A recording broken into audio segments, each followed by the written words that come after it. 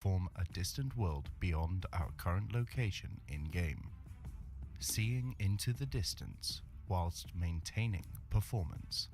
It can only work with what it has access to, so make sure you finalize your choice of environment mods before installing. Because it is a manual process, once compiled, it won't change without it being regenerated and replaced. Do not install any mods that alter the same areas as Dindalod, as they will conflict. Head on over to Nexus Mods and download the following: Dindalod Resources,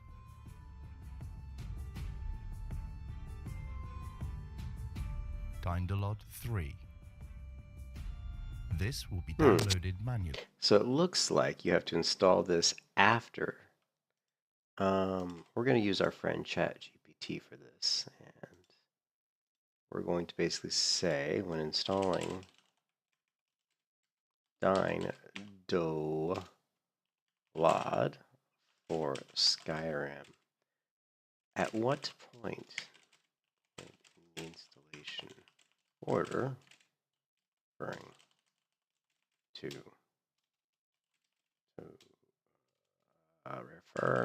to Skyrim mods, do we need to install Dindalod? Let's see how smart ChatGPT is. Should be installed after all your mods, which is kind of which is what I thought, and I just kind of wanted to confirm that if we are modifying stuff that it looks like we need to install this as a last step. So basically, you need to figure out all of your other stuff first, after all mods affecting landscape, tree cities, and world spaces are installed, before finalizing and launch the game, so LOD generation reflects all installed mods. If you add, remove, change major landscape world mods, you should rerun this. Would you all like guidance on setting up text gen? Yeah, yes, I would. I'll tell you what, ChatGPT's gotten a lot better. Like, it's really gotten quite a bit better in the last 6 months. I mean, it's always been good, but it's been a lot better. So before running, ensure that you have the following installed: resources, billboards, the optional, standalone, loot, just to loot the order, and for cleanup patching, prepare your load order. Okay, so we're not going to deal. We're going to save this. This is going to be something that we save. So what we're going to do, actually, let's do this. Let's go into Visual Studio, code, right? Yes, code. And let's create, what is this? Let's create a new document. This is going to be called SKYRIM.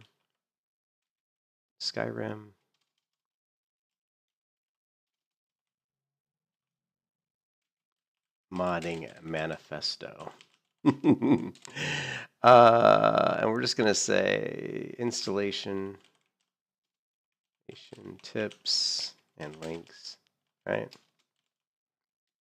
And I'm just going to add in some of the links that we know we typically going to be using. So, I typically use Mod Organizer. So we're going to go here, and we're just going to put a link to the Mod Organizer GitHub, right? Releases. We're just going to say Mod Organizer to GitHub. Okay, and let's go and let's just make this text. But let's do. I guess we'll just do text.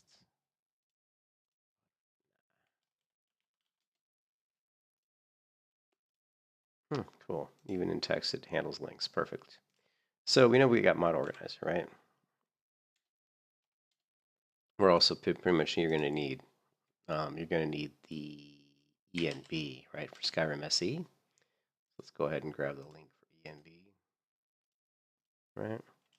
ENB for Skyrim. Let's see. And you're going to need the SKSE Silverlock. We're going to need this, and this is going to be our Skyrim extender, right? So you're going to need the Skyrim script extender, extender.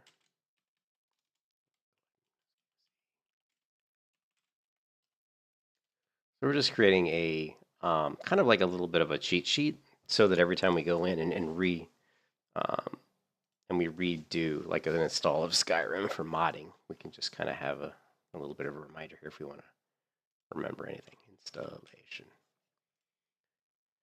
Skyrim modding manifesto. We do. Does that work? No. Something. All right. So we know we need those links. What other links do we need when we're first setting up Skyrim? We're going to need Pandora. Behavior engine. Okay.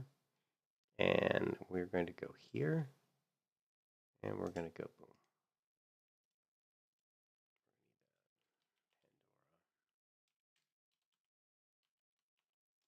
Behavior engine.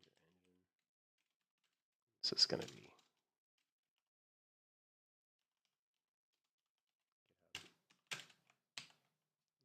same here. Consistency.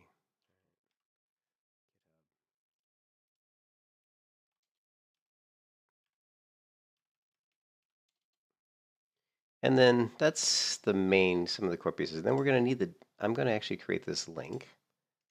I'm going to take this video. And this is basically a really nice video. And when this is actually, what's this guy's channel name? I don't really like his name. ADHD Descent. ADH Descent. It's, I guess it's kind of a play on words. But we're going to say, then, you know, setting up, then, and what does that stand for? Let's go ahead and go back to the beginning of this video. Dynalod. Dynalod. Dynamic distant object. Level of detail. So dynamic distant object level of detail. It's kind of like, which is like kind of like almost like three-dimensional LOD maps, level of detail. So it's, this is basically something that's just dealing with like the detail of things as you see them, as your character gets closer and closer to them. So it's really just LOD, level of detail. This is something that, since the Skyrim engine is built off the Havoc engine, it's an older game engine, so it still deals with your traditional LOD maps. If you're really using something like Unreal Engine 5, you wouldn't need something like dynamic. You wouldn't need a tool like this, because it actually, the engine itself already would handle all that for you. Dynamic distant object. So, and we'll go ahead and put this in here just because it's fun to know what that really means. Dynamic distant object level of detail. Level of detail. Okay, so setting up Dynalod. This is a really, I really like this guy's video. I'm just gonna put it down here. Okay. What's up, Laser? Did you start playing the other night? Yeah, I mean, I still haven't, you know, it's really funny. I still haven't played the game hardly at all. I've spent yesterday, the day before yesterday, and just a little bit of time today, really trying to get a grasp on, what is this icon here? They've built some AI features into, looks like Visual Studio Code. I made a dark elf and I didn't run into tubular skin syndrome. Are you referring to, I'm not sure what you mean by tubular skin syndrome, but yeah, so I've just been trying to figure out how to set up Skyrim in a way that makes the game, what is this? That makes the game, the experience. Oh, that's because the tubular skin syndrome I ran into was because I had installed that huge mod pack. Yeah, you know what I mean? So did you run the Lorem mod pack, which installed 4,000 mods? Because that's why I had that tubular skin, or that weird shit. But actually, I want to see this. I've got total ADHD. The Elder Scrolls Oblivion if you didn't know, remake in Unreal Engine 5 just leaked, and yes, it's actually real, and the release date is happening sooner than you think. And no, we're not talking years or months. We're talking weeks away from playing a full Unreal Engine 5 remake of The Elder Scrolls Oblivion, which is really exciting. We have multiple insiders that have corroborated this story. A shadow drop is imminent, and we're going to go over all of the details. Guys, we have a lot to cover, so check the. So it looks like they're doing an Elder Scrolls Oblivion remake in Unreal Engine 5, which is, I mean, it's cool, but I guess Oblivion was a lot of people really thought Oblivion was one of the best versions of Skyrim.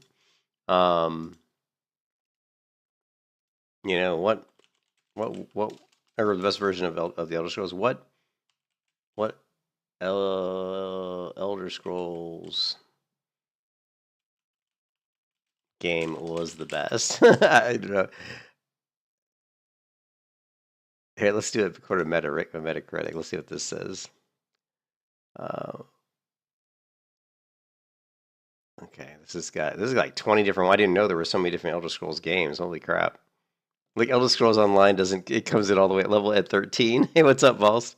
So according to Metacritic, Elder Scrolls Online is number 13 as far as the Elder Scrolls games. Elder Scrolls Online Greymoor 12, Gold Road, Morrowind was 10. I think Oblivion's going to be number 1. Let's see. Elder Scrolls Legends. I mean, a lot of these I've never even heard of because elsewhere. That's a fairly Elder Scrolls Online Elsewhere. That was just the expansion though. Yeah, these are expansions though. Another expansion. Well, wait, no, these aren't expansions. Some of these are not the online games. Some of these are just the regular games. Okay, so this is the online expansion, and the Elder Scrolls Morrowind. So number 2 has got to be Skyrim. Oh no, Oblivion. I mean, Skyrim's number 1.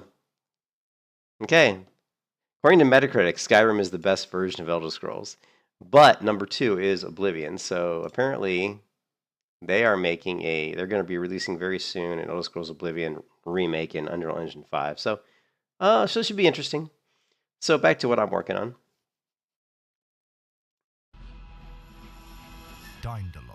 Dindalord. Modding simplified. I like this guy's videos. He's got a really good voice, and he talks nice and slow, and he seems to know what he's talking about, and he's got a good sense of humor.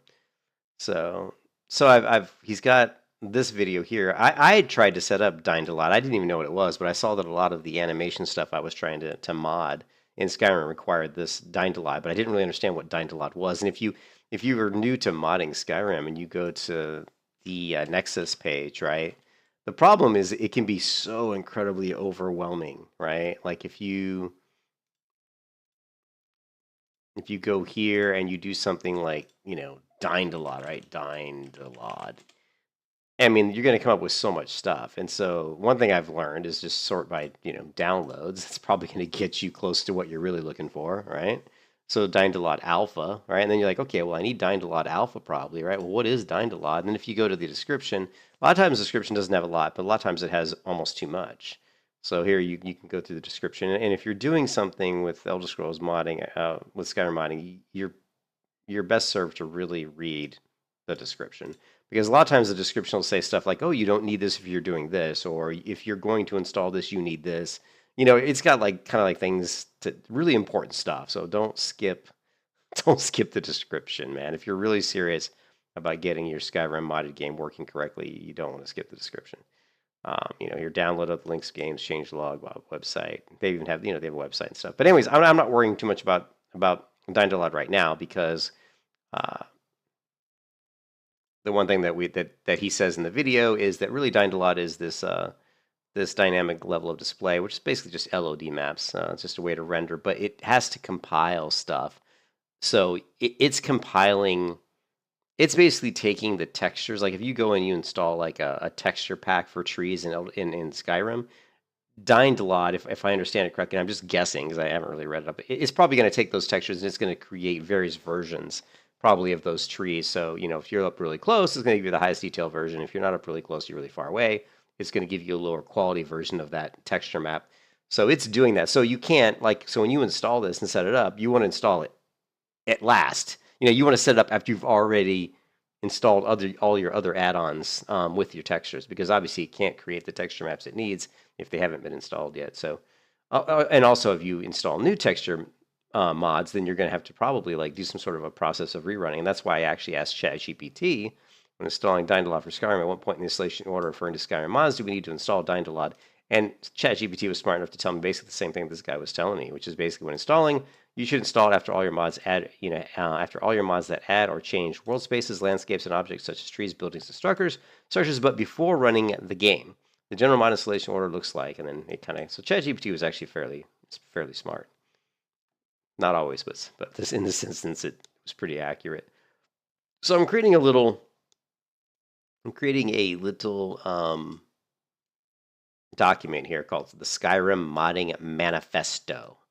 And really, it's just, I've kind of thought about doing this yesterday. I just hadn't done it. But as I go through and learning how to mod Skyrim, and it's not like I've never modded Skyrim before. I did like 5-6 years ago. But this is the first time I've tried to play Skyrim in a long time. So I'm creating this document to kind of keep a little bit of a list of things that, like if I'm installing a new version of Skyrim, like a new instance, what am I going to do and kind of in what order? And the first thing you're going to do is install the game, So install Skyrim, SE, AE, whatever version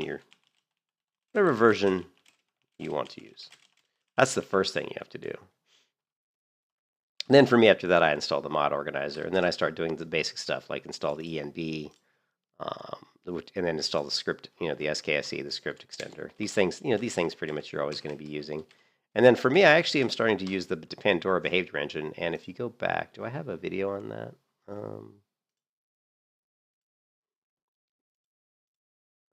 Let's see. I always end up with way too many things open when I'm dealing with this shit because there's just so much stuff. So let's go to this guy's channel. Actually, let's just duplicate this one. Dynamic distant object level. And we're going to go here and we're going to search for Pandora. And move over Nemesis. This. And so there's these engines that basically can, or most of them, anytime you're doing like the new type of combat in Skyrim, like the more complicated combat, like more action-based combat or combat overhaul systems, they usually use some sort of an external engine that actually manages that. And the Nemesis engine was the one I was using yesterday and the day before. And but there's a new one that's come out. It's called the Pandora Behavior Engine, and by all accounts, from everything I've read and heard, it's pretty much going to be the best one, and it's kind of taken the place of Nemesis. So this is Pandora. Pandora acts as a replacement for both Nemesis and Finis, and it is glorious. Launching this is almost instantaneous. No more waiting. So here's how it's installed. You're going to want to open up a brand. So I already went ahead and installed this. But anyways, how you doing, Vols? How you doing? I'm just going to install a few things here and maybe just play the game a little bit. It's already like 12:40 a.m. I actually have a dentist appointment tomorrow at 9:30, and then I have another dentist appointment at 11:30 because they couldn't. I have a crown on one of my teeth and it came off, and so but I was able to put it back on. But I'm going to the dentist and they're going to probably have to reapply the whatever. Vols, do you know? I think you said you were. I think it was you, right, Vols? You're the one who works as a dental something or other, but they're gonna have to probably re-cement or do whatever they do to make that crown be adhered to the post or whatever it's called. And then after that, I've got to wait like an hour until the next appointment probably, and then I've got time to get some sleep before 1 a.m. for once. Yeah, and then I've got just a dental cleaning, and I figured I'd do them both in the same day, but they, it's two different people. One the cleaning person is different than the person who's messing around on my crown, so it's two different appointments. They couldn't do them back to back, so but I just figured it was better because my dentist is in St. Pete, Florida, because I used to live in St. Pete, Florida, but now I live in Clearwater. And I haven't changed my dentist, so it's about it's a good 30-minute drive from where I live now to my dentist's office. So anyway, but I actually slept already, so I got off work around 6:30 yesterday, and then I hung out with the wife. And I laid down on the couch. It must have been like, I think I walked the dog. I laid on the couch. It must have been like 7 p.m. and I fell asleep. And my wife was really nice. She isn't always really nice when I fall asleep at that time. She's like, you shouldn't be sleeping at this time. But she was super nice. And she actually left the living room and went into the bedroom to watch TV and just let me. And I passed out. I was out. I fell asleep at like 7 p.m. and I didn't wake up till like 10. So I've already slept 3 hours. So anyways, so yeah, the Pandora engine here, we've set this up. I'm just setting up like a little document here that I want to save, and we've already set up we've already set up mod organizer here for Skyrim. Currently, the only things I have installed is the Skyrim unofficial Skyrim special edition patch. We've set up the Pandora behavior engine. We've set up the output so that when the Pandora behavior engine runs, the output that it is created based off of that is going to be streamed into this mod, which will be, I think, I can't remember quite where that goes. It's it'll show up in a different folder. Let's take a look. So if we go here and we go to Skyrim Special Edition, that's not where we want to go. If we want to go to my mod folder, right, modding, MO2, and we go to my games, right, folder, and the Skyrim Special Edition, there should be, I'm not sure where it goes. I might have to go back and look at the video again. Normally stuff goes in the overwrite folder, like all kind of like different kind of junk that different add-ons are doing. They'll just stuff it in the overwrite folder. But I guess it just makes a lot more sense to put this Pandora stuff in a different folder. So what do you mean show off? So let's go back to, I want to see select remove mod. Now do the same for your generated files. The provide and click OK. Operator to the data tab. Okay, so data, I think. And the output mod. Now in the right hand pane, navigate to the data tab. So yeah, so if we go back to mod organizer, we go to the data tab. So it looks like there's going to be, no, not yet. I'm trying to remember how he did this. Scroll past these folders all the way down. It's not data. Drop down bar in MO2, select edit, select Pandora engine, and you will see a box titled create files in mod. Yeah, drop down until you see the mod Pandora output, which yeah, I've already done all this. Automatically be placed within this mod, rather than the overwrite section at the bottom of the page. Select Pandora engine. Oh, okay. So normally, like you'll get like overwrite, and it'll put all this junk in overwrite, but we've got it in the output, so it should be streamed to the output. It's just a way of separating kind of what Pandora is doing. Probably makes it easier for debugging. You know what I mean? Since these are for special edition, I should just get that instead of doing the original version of Skyrim. Yeah, I mean, I think so. I think like if you go, the easiest way is to go into your Steam, right? If you go into Steam, like there's Skyrim, like the original Skyrim, right? And then there's the special edition. So currently I have the special edition installed. And I also have, if I go to the store page here, you can see that if I go to the store page, you can see that I have the Skyrim, well, I don't know if it really tells. Yeah, you see it says in library. So I have the Skyrim Anniversary Edition as well, right? So I have Skyrim Special Edition, and then I have the Anniversary Edition.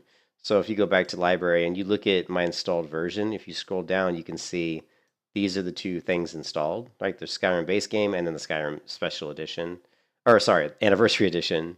And the Anniversary Edition just adds some stuff. It adds a lot of new content, but it also adds some stuff for modding. It allows you to do more. It gives you more. I can't remember what it's called, but it allows modders to create more content without, because I guess there was like a limit to how much you could really mod the game at a certain point. But anyway, so and then what you want to do when you're modding Skyrim is you need to understand what version of Skyrim you're dealing with. So if you go like here, but Skyrim, go to your Skyrim folder and right click on the Skyrim SC executable, go to properties. And you can go to details, and you can see like my version of Skyrim is 1.6.1170. And then anytime you're going to, you're going here to download any kind of a mod for Skyrim, you've got a lot of them are going to say, like this here is completely different. But most mods, like if I was going to do like, little trees or what is it called, happy trees. And let's go to sort by downloads. If I wanted to install like this texture pack for trees, and you go to the files section, normally it's going to tell you what version it supports. Although this one doesn't. Look at this. There's the Dindalot add-on mod also updated. So this one doesn't actually say. So it wasn't a good example. But no, if it doesn't say, it probably is going to be, then you need to go to the description and kind of read the description. But yeah, even this one, it's kind of frustrating. That's why I think modding Skyrim sometimes can be really frustrating because it doesn't always tell you. Like here, we can't even find where it's actually telling us like what version, right? And you would also think that, like here it says happy little trees endorsements. and total downloads, total views, and then this is the version of it. It'd be really cool if they put something else up here that just said, versions of Skyrim that it supports. Because normally what you have to do is you have to go into here and look in here, and even here it doesn't say. It just says the version of the file, of the add-on, but it doesn't say the version that it supports. It's always up to the person who created this to actually put that in the comments, which I think is really stupid. I think that, it should be required. So I don't know. Maybe I think what they're saying is if they don't put a version in here, then it really should be supported by pretty much any version of Skyrim, I believe. Well, any version of Skyrim that's special edition. Because keep in mind when you are in your profile here, and you're like under games, like you pick what game you're looking for mods for. So for me, under my profile, my games, the one I have right now is Skyrim Special Edition. So anytime I do a search here, it's always going to be searching for mods that are specific to the Skyrim Special Edition. So we can take that. We know that anything we do is going to be Skyrim Special Edition, and then it's just what version of Skyrim Special Edition. Like if I do, what's one we could do? We do SkyClimb, right? SkyClimb and downloads. I need to download this anyway. So this one here, SkyClimb files, and you can see here this one also does not. This one here says this one also doesn't say what it is. Man, this sucks. These guys aren't making me. They're not giving me like a clear. Which is why modding kind of sucks. It doesn't tell me what versions of the game it works for. But you can click this and you can see it requires all these other mods as well. And I know that this traversal. Hopefully this will tell us, right? So if we go to the traversal. And again, this one's not telling us either. Man, that sucks. But trust me, their mods normally, or at least a lot of them, will tell you what versions of the Skyrim that they support. What's another one that we could look at? Because this is kind of pissing me off at this point. How about, well, here, let's go to my list. So I've got a saved list of mods that I was using recently. So let's grab something like, I don't know, alternate start. That should have like a alternate start.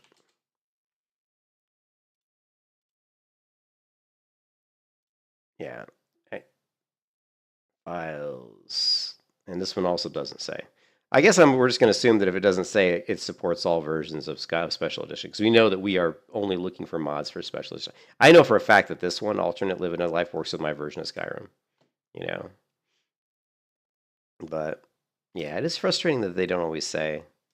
And sometimes you can just go to the description will tell you. Like, see right here, installation requirements, Skyrim Special Edition 1.6.113 or greater. I have 1.6. We already looked. I have 1.6.1170, right? But the fact that it says this here and it doesn't say it here, I think is kind of bad. So really, to me, this should say that here. Like, it should basically just replicate this and say, hey, you need Skyrim 1.6 whatever, version, and should just list here. And a lot of them do list it here, but not all of them. That's why, again, there's a big learning curve when you're modding Skyrim. I think I think it's a pretty big learning curve.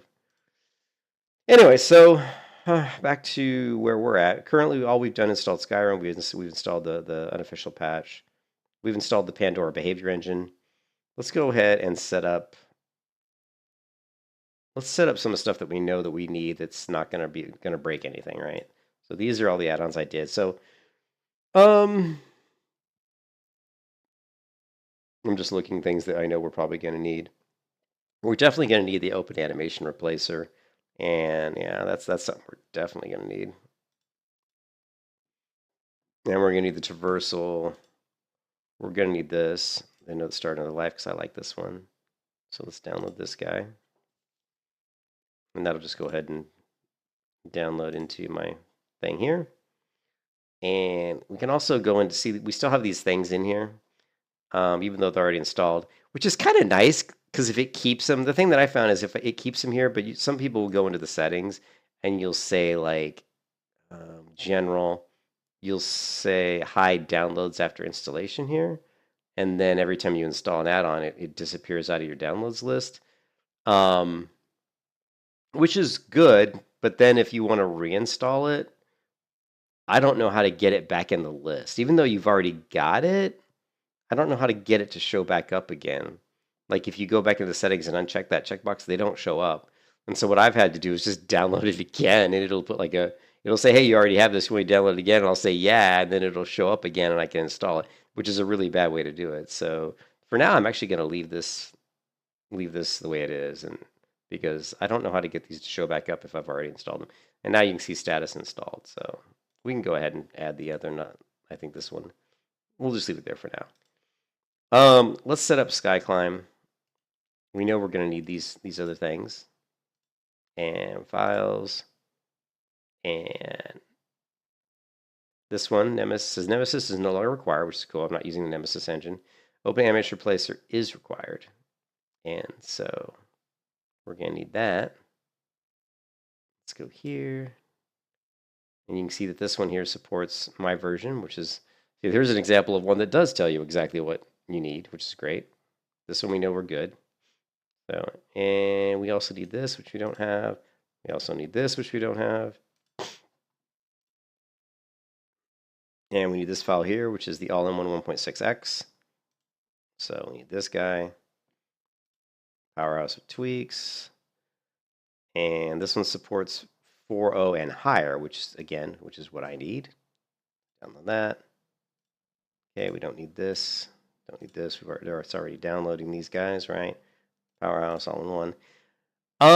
Another thing that I almost wanted to do, which would be really insane, it would be really like anal of me to do, but I can be extremely anal, is I've almost wanted to compile a document that says, what add-on I definitely know I want to have and what are all the requirements for that add-on, but I think that's just going to be too much of a headache to manage, so I'm not going to do that. But but it's almost like it would be nice to have like an Excel spreadsheet that just basically says, these are the add-ons I know I'm going to be using, and I know like if I install these in this order, they're always going to work. But whatever, I just think that might be a lot of additional work that maybe we don't have to do. All right, so go back to SkyClimb. We need this one, the animated traversal, which requires Open Animation Replacer, which I don't think we've grabbed that yet, have we? Nah. So let's duplicate this. Open Animation Replacer. And downloads. Boom. You can see I've downloaded a lot of these already previously. And see, there's no version here, so I'm going to go to description. And I start working this plugin with animation. Okay, features, dynamic replacement, full backwards compatibility, which is good. Many new conditions. Does it? Oh, interesting. This guy's got some good document. He's got a lot of really nice documentation here for his add-on. This is really good, actually. But does he have requirements? Okay. Here's the requirements, and here's the compatibility, and we see right there, this is really good. As a developer of a mod, anybody watching this video, as a developer of mods for Skyrim, this is the way you should do it. This is fantastic. His documentation is fantastic. Yeah, you can see that it supports the version of Skyrim I'm running, and you can see the other things that we need. It also needs this. If you're not using the experimental settings, that skips preloading animations. Yeah, and this is where stuff can get hairy so quick. It's like, oh yeah, you need animation queue fix if you're not using the experimental setting that skips preloading. And then paired animation improvements, so annotations inside paired animations work correctly. So that's probably something else we should get. Let me go back to here. But it just turns into this massive rabbit hole. Look at all this stuff we need. Right? So we need the paired animations. And if we go back to my installation, the last installation I had running for Skyrim that was working fine, you can probably see that I've got all this stuff already. Open Animation Replacer, paired animations. So all this stuff I've installed before without pretty much any issues. We're just doing it again. So, okay, we're going to download this one. Download started, paired animations, the Open Animation Replacer. Here, and we need the address library, which I think we got, right? Address library, yeah, this one. Let's go ahead and install the address library.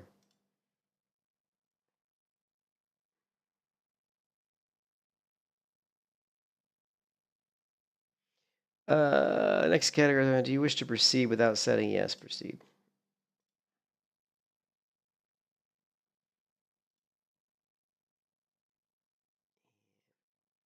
I'm going to put this, I don't know exactly where I need to put this one. Where did I put it in my old install? It's insane though. I mean, you could spend so much time, which I already have. I've already spent days mucking around with this shit. But I think if you can get to the point where you've got an install that's got all the functionality you need, then it's worth it. But that's the real question: is can we get to that point? So I put all this stuff under animations. I think it probably would go under mine. I've got an animation framework, so let's just put this here under the animation framework. Actually, no, that's the address library. I'm sorry, that's just the library.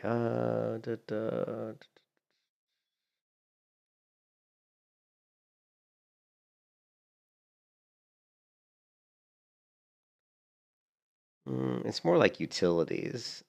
Overhaul and UI, address libraries, environments, cities, plans. All right, for now, I'm just going to put it in miscellaneous, but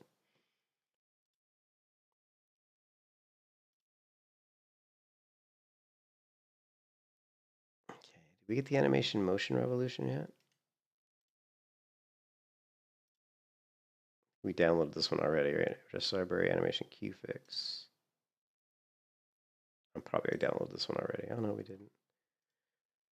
And the queue fix. I'm not sure about this queue fix if I need this or not. Fixes queue getting overloaded when a lot of animations are queued for loading at the same time. Okay. That sounds fine. Doesn't sound like anything too crazy. It's a good idea once you start the download just to close these windows. That way you know that you've already downloaded it. Sometimes I leave them open, then I come back to the tab and I'm like, shit, did I already download or load this or not? Like the animation replacer, like of course you can just download it again.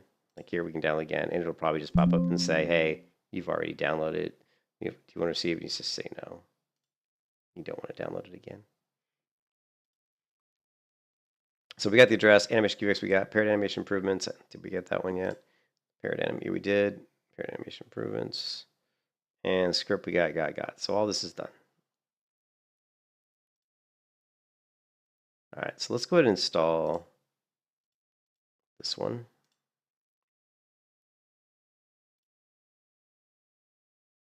Why does it keep asking me this? It didn't ever ask me this before. I think I just have to hit disable that so it doesn't ask me like every time. So we're installing for the anniversary edition. All right. I think we are going to have to do the same thing we did before and just hide these because it's getting really annoying.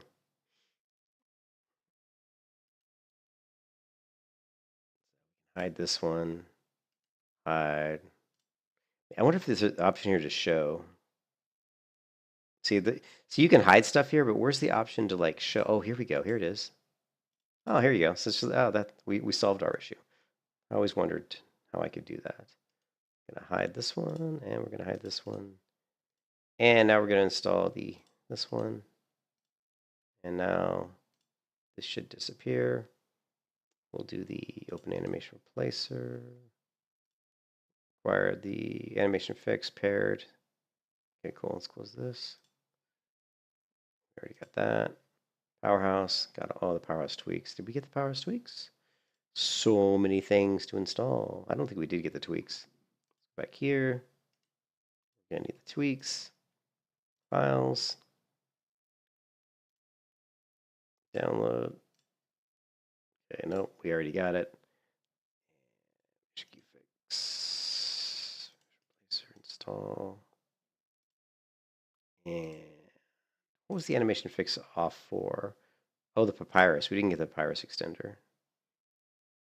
Wait, why do I even need this? Why was that one even opened? Why was that even open? I know I'm going to need it. Here it is. It's this one. That's why. It's required for SkyClimb. Cool.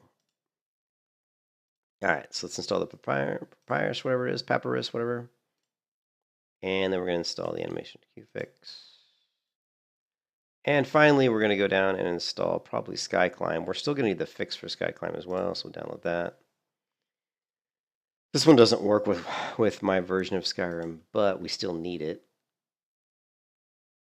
We need that. Then we need the SkyClimb fix for it so that it does work. SkyClimb.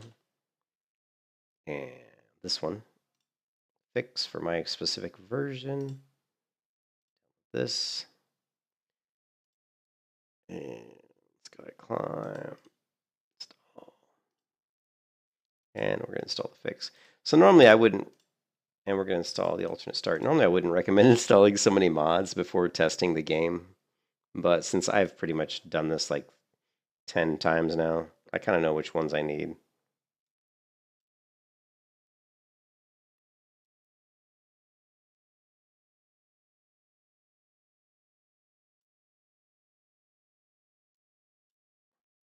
And these are not where I don't know where these are going to be in the load order. For now, I know that if I put them at top, they work best when they're higher up. And improvements. This is one thing that's frustrating me is that before the categories would show up here, like the ones from Nexus, but now they don't, which is fine because I'm going to put in my own categories. But I like to know what categories Nexus called them, so just because it's kind of a helpful hint. But so we're just going to have to go here, put this on my other monitor, so I can see. Like most of these, I think I just put under animation. So you can also, though, if you want to see what Nexus called them, you can just right-click on them and say Visit on Nexus, and then once you go to Nexus, you can look at where is it at? Here, if you look at the breadcrumbs here, it'll show you kind of what they classify this as. See how it says Special Edition Mods, Modders Resources. So I don't have a category for Modders Resources. I use some different categories, but probably because I wanted to be a special snowflake. I probably should have actually just went with Nexus's, but I don't know. I didn't. To me, this would be, if it's not in one of my classifying Modders Resources, probably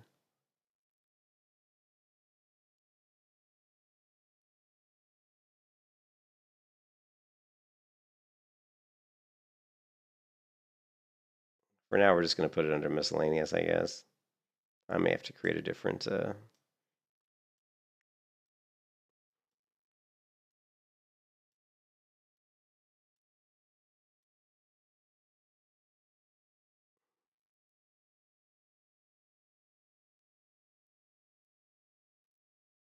I may rework these categories at some point. But another thing I like to do is I like to try to put these in the order that, you want to put them in the order that makes sense. Like we know that, for example, that SkyClimb required some of these items. So SkyClimb should go first. The items should go secondary. For example, like we know the animation queue fix was required by one of these other ones, so it should come last because last in wins.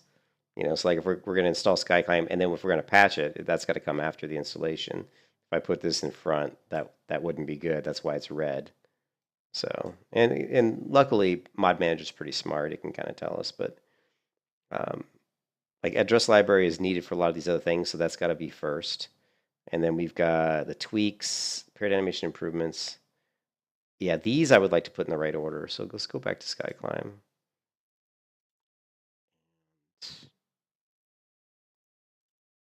Yes, here like the animation traversal requires these. So I like these to be installed ahead of it. So like the motion revolution. Did we even get motion revolution? I don't think we did. Oh, see, this isn't even. This one isn't compatible.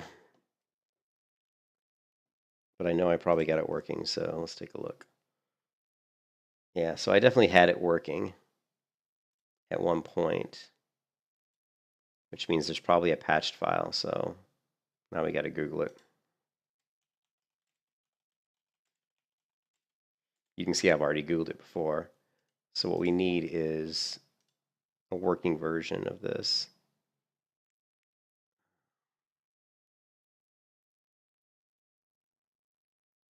It has an A patch. I'm not sure if it works, but I already installed MCA+. So there definitely is an Anniversary Edition patcher for it. So let's go back to here.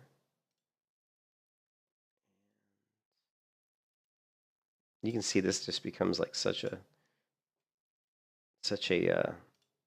crazy Combat, what was it called? Animation Motion Revolution.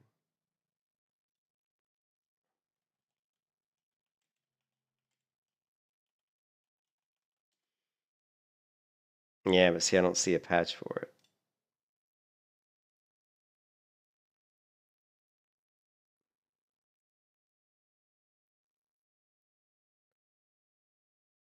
It says this mod is compatible with any mod created as of today. I'm not sure about that.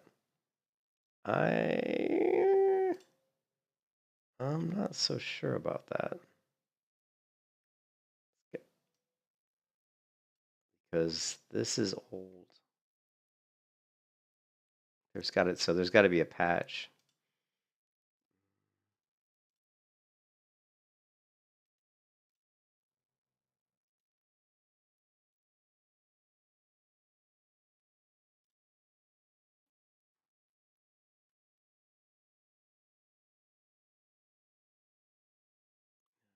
Is it?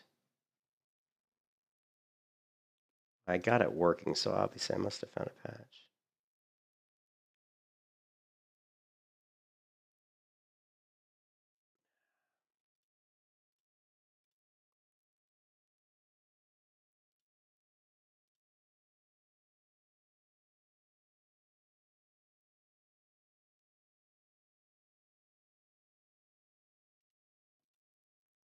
Hmm.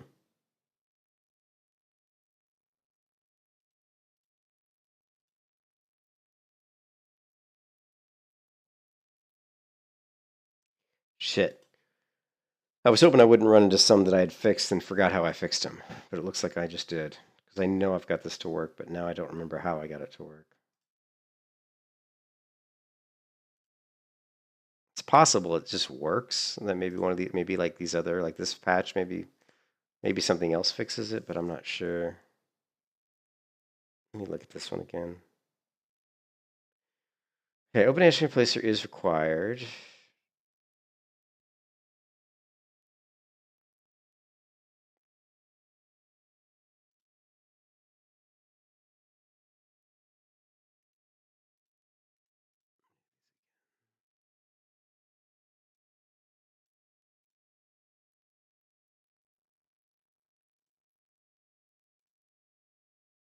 We know that this one worked because this is the guy that did the beautiful documentation.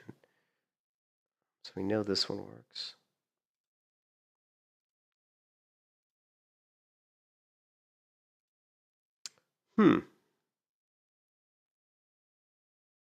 That one works.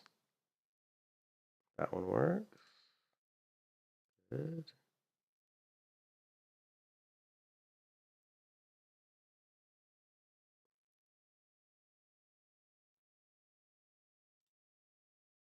We know this one works. So it's really just this one, the animation motion revolution. This one I'm concerned about. Huh. I am concerned. I know I found a patch for this.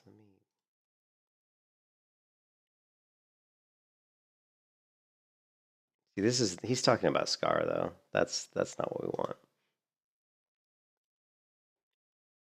Let's try YouTube.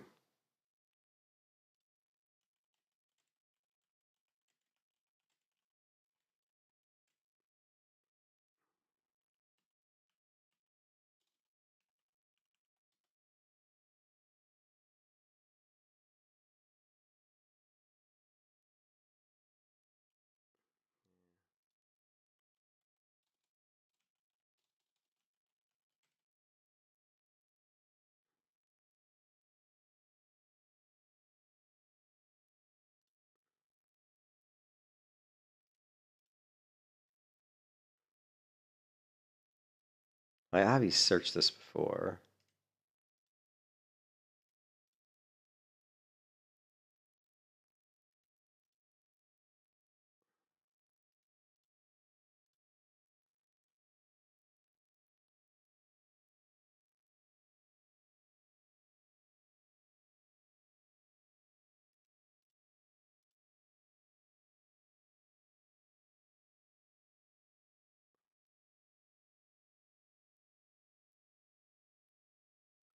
Yeah, I don't need to read that crap. This is just asking like what.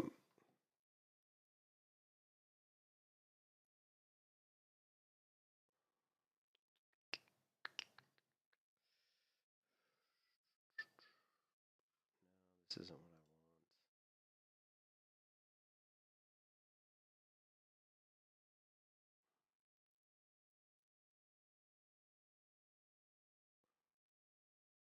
I wonder if I just installed it and it just freaking worked.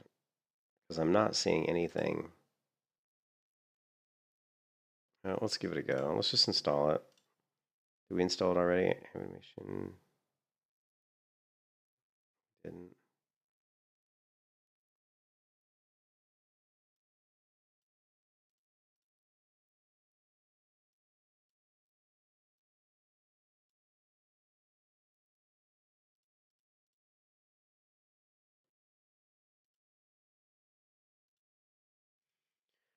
Let's just give it a go and see what happens. Loading at ENB. We should also be loading. If we have any animations.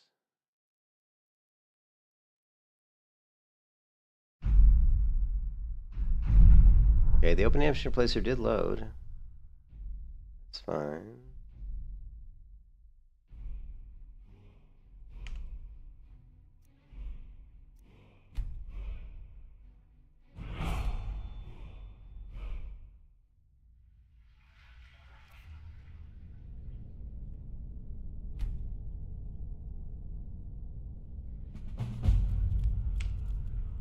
Approach, my child, which city and choose where your new life shall begin.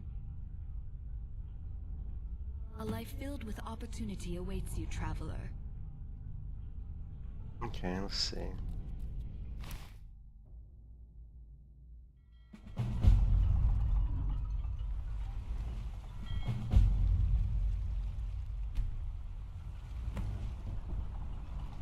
Okay, so no errors. Okay, ENB is working. Open animation replacer seems to be working. We're going to have to go into system controls and sprint, shift, jump.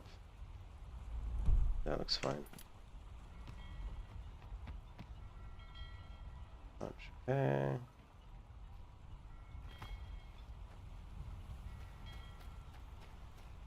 Now is SKYRIM working? It doesn't look like it is. Shit.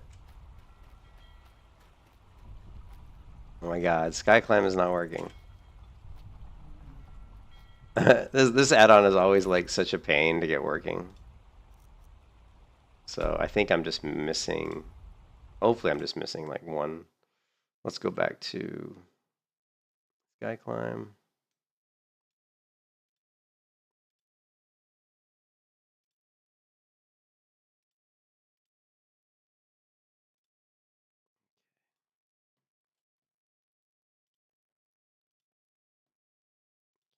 That.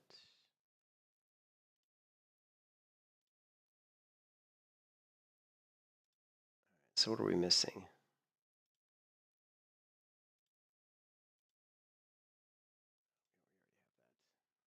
Download that. SKYRIM.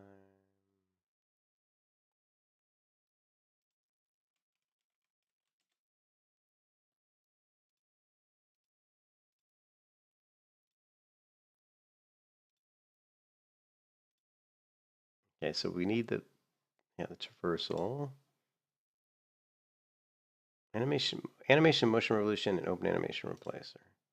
Open animation replacer, animation, it's the motion revolution. So we didn't, which is the one that we weren't sure about.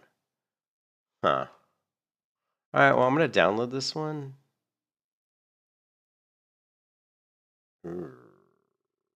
Got that. Got that. We don't need VR. Don't need VR. Okay, good. All right, we're going to download this. I have no idea. This really isn't the right version, though, so I'm a little concerned.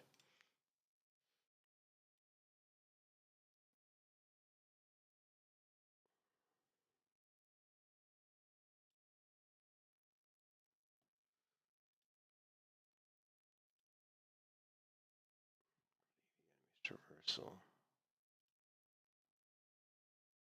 Did we download this one? We didn't even download this one. Oops. Yeah, that's another reason why it's not working.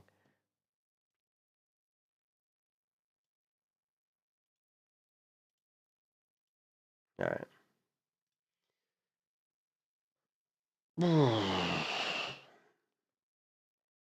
Yeah, but it's never a good idea to have a mod installed that doesn't say that it supports your version. But that's a little concerning.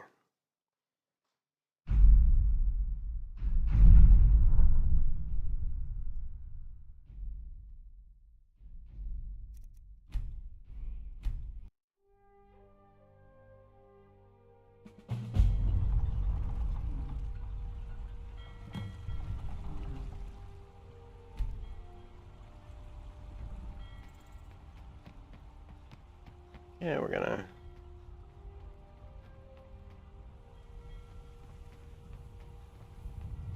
Good. So far, it's not looking good. No, it's not. See, it's not working. Son of a bitch.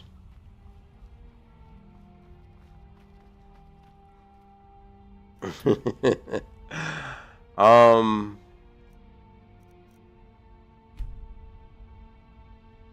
right. Well, what we're gonna do is we're going to, I guess, change the order. We're gonna look at where these were loaded previously. We can see that I put SkyClimb all the way at the top, so we'll start off with that.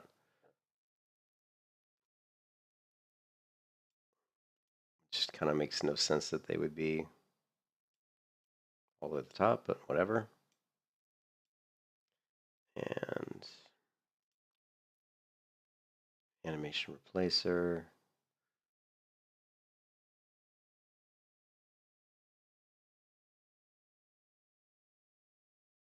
Way too many categories, I think.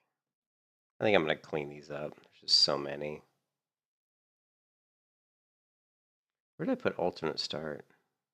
I put that way down in gameplay. Yeah, gameplay. So we went open animation replacer. Let's just put it here. Paired animation, animation revolution. Paired animation. This really shouldn't make a difference.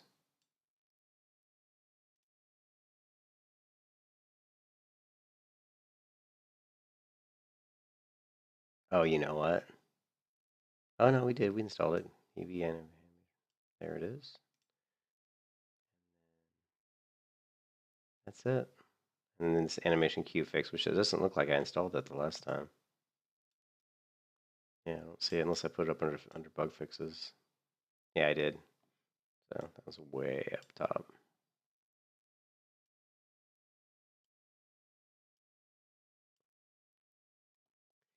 Okay, let's go to the... I don't think we need the Pandora engine for this, but you know, it could be, but I don't think we do. But let's run the Pandora engine and just see if there's not something we need. I don't think we do. Let's do the Pandora base patch. Sure, why not? We'll run the Pandora engine on the off chance. I don't think it needs it though. That's the other difference is I was using the other animation engine before, the Nemesis. Okay, unlock.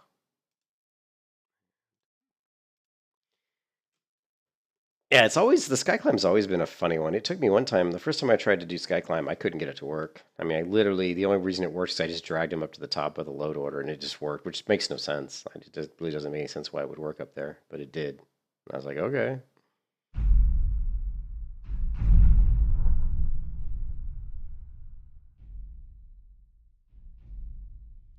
See, it did load some new animations. Let's go ahead and create a new game again. Just going to make sure that this is still working correctly. Okay, perfect. Blue. Approach, my child, and choose where your new life shall begin. Approach, my child, which city and choose where your new life shall begin. A life filled with opportunity awaits you, traveler. All right, let's Let's go to installed content creations. No. Okay, so there's nothing there. Hmm.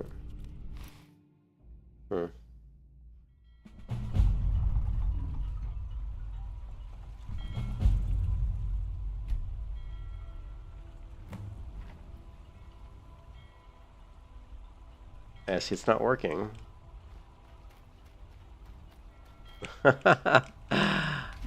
It's so weird because like it worked totally fine on my last install. Oh, so frustrating.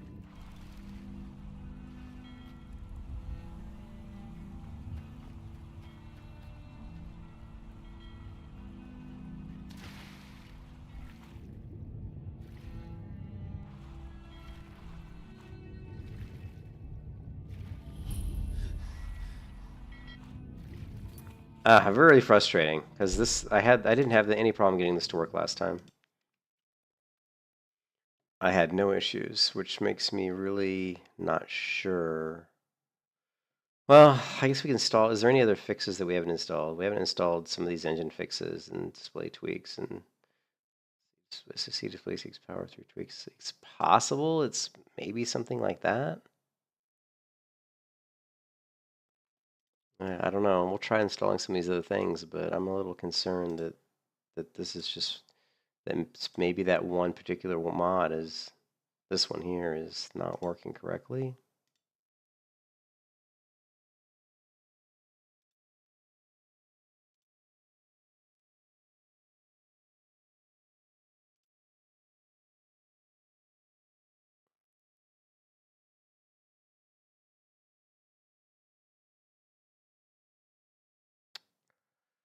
Huh.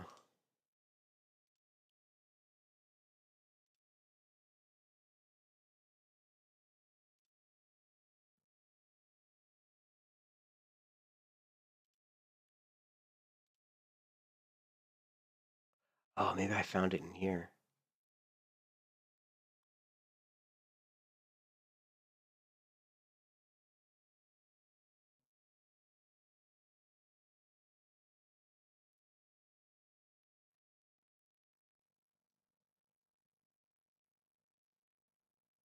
Here, right here. Is this MAD compatible with this? It says it seems so.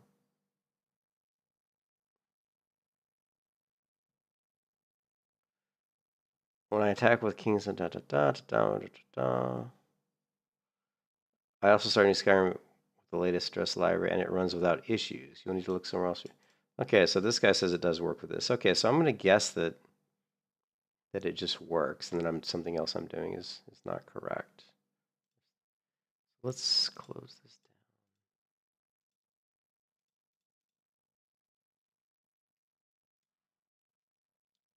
Let's grab the SSE engine fixes.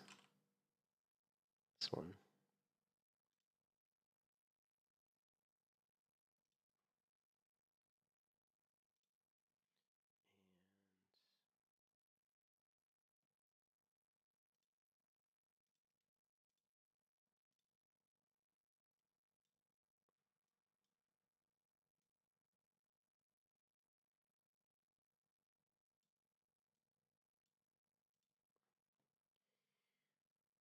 Okay.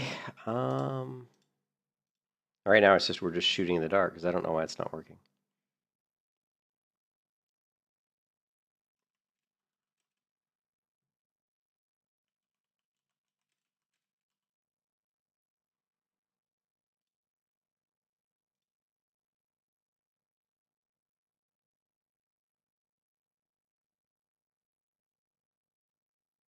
This one definitely works.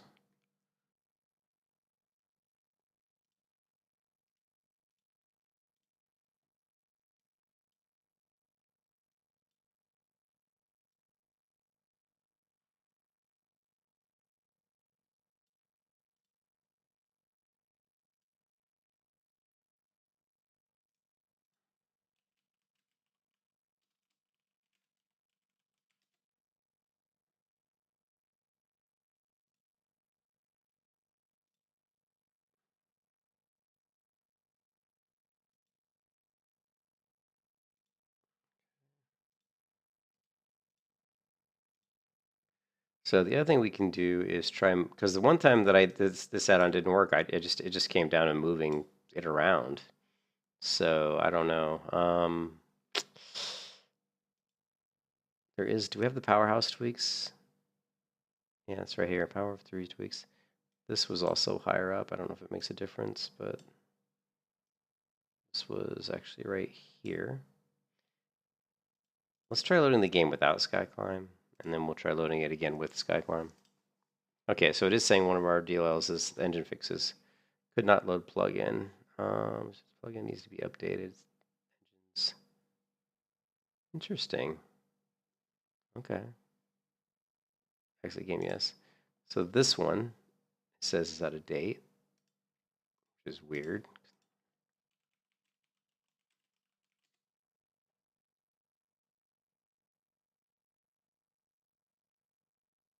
This is, you can see downloaded. Go to posts. There's a shit ton of posts.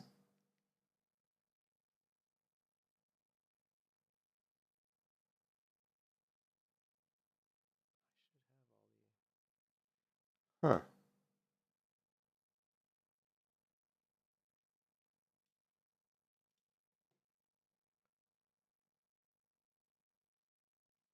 This is the thing that I hate about modding Skyrim. Is like I can install the same add-ons, the mods, what feels like almost in the same order, and they don't work. But the last time I did this, they did work. And it's like, what am I doing differently? Yeah, well, I got the version, so I know it's 6.2 is the version. So this is 100% the correct version.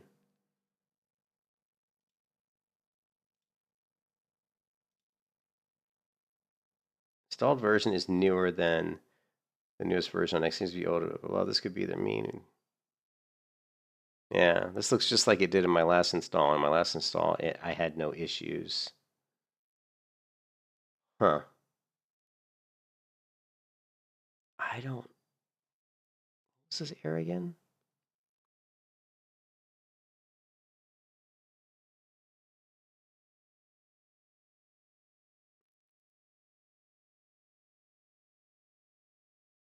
Couldn't load plugin.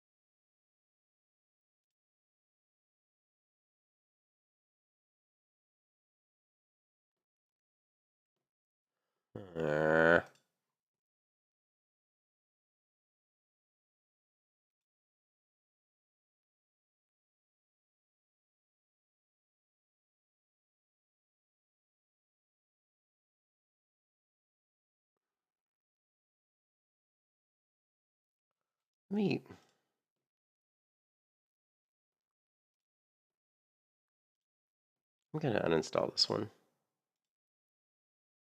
Delete. Mod. Reinstall mod. Place.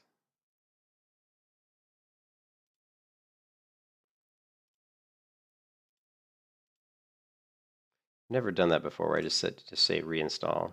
Yeah, didn't work. Yeah, I'm just gonna delete this one, I guess. Remove mod. I'm also gonna delete. Oh, it's part 1. Part 1. What's part 2? I remember there being 2 parts. Hold on a second.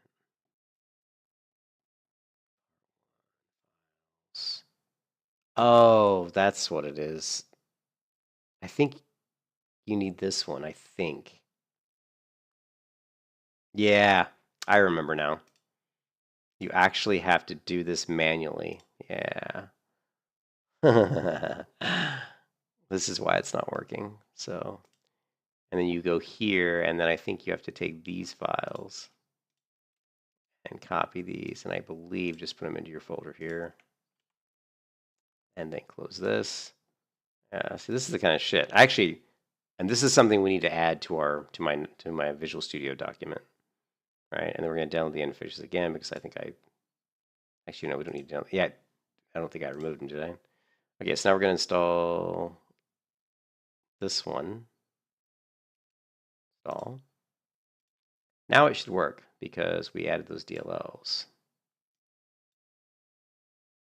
Okay. Theoretically, let's take a look. And this is going to be under the unofficial. Boom. And there you go. That fixed that issue. Yeah, these are the kind of things that I've had to go through. Is like, you know, there's a lot of like little things you have to do, or there's like fine print on a lot of these add-ons.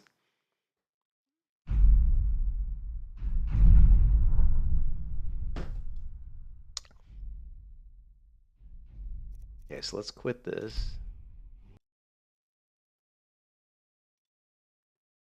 And let's go back. I'm going to just try loading this again and see what happens. SkyClimb wasn't working, but I can't see that we're missing anything. Everything seems to be installed correctly. So, unless there's an engine requirement, like I don't think there is. Like some sort of setting. I don't think there is. I can't remember.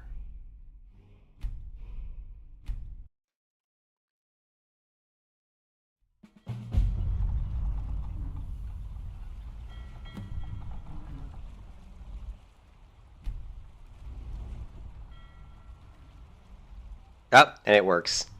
See the green? It's working. And why is it working? I don't know if it's the engine, if that engine DLL, or, but it's working. The reason I know it's working is because you get this little green. Oh, you're not seeing it there. There, see the little green thing above my head? Boom. And now our SkyClimb is working. You just run up to something, hold down the space bar, and if... Actually, I think you have to the... Hold on a second. No, you just run up to something, and as long as the green thing shows up, you're good to go. Like here, we'll climb something like this. Green shows up at the space bar, and you climb. Alright, so I don't know if it just started working because we just reloaded it, like unloaded and reloaded it, or if it was something to do with those engine fixes not working correctly. Not really sure. But I am going to put some notes down on the engine fixes here. Let's add that to our document.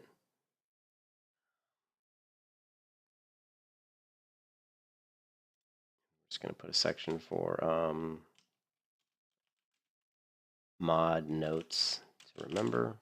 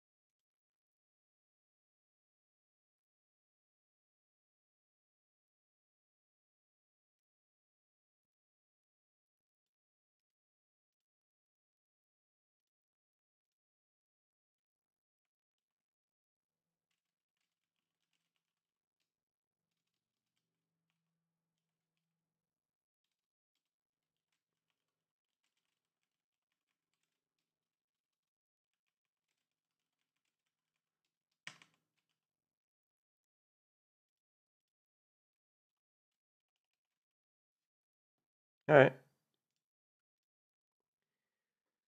Okay. So, holy shit. All right, installed.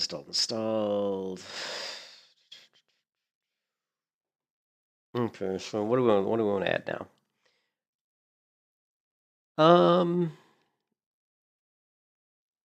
I want to clean up some of these things that I don't like. I really wish that, like, yeah, I don't like these. What did I call them before? Let's see. I had bug fixes. I didn't have overhaul and UI, I just had UI. So we're just going to rename separator. Just going to call it UI. I don't know why I got a lot of these titles just from this other guy who would put numbers on them. I don't really think we need the numbers. I think the numbers do. Actually, the numbers are good if you have subcategories, right? So what he did was he had stuff like, for example, let's see, what's an example of that? Like here, animation framework 15, and then he had extra animations and other stuff. But I don't like that because when you get a lot of stuff in here, it's hard to see what it goes to. So I'm going to delete category, remove separator.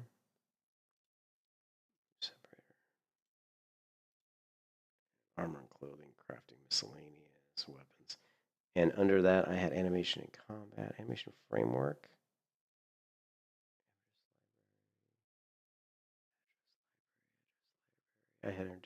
Yeah, that's what I had. Okay, cool. Create separator. Additional libraries. I'm going to put this above the animation framework.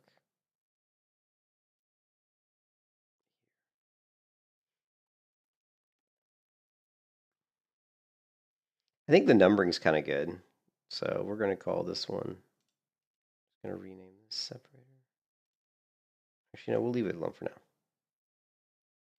All right, cool.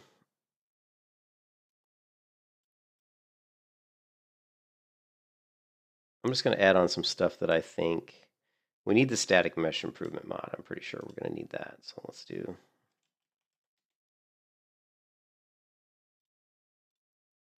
And that is this one.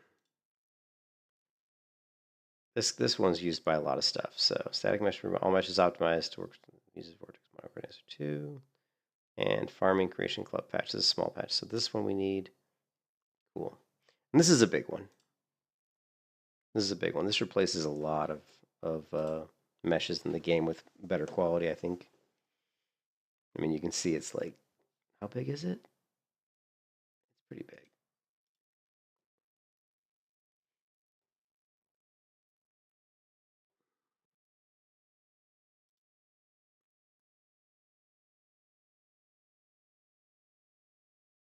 All right, that's going to go into visuals.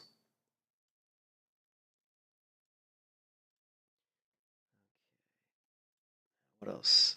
Let's go ahead and add the archery location damage because I kind of like that one.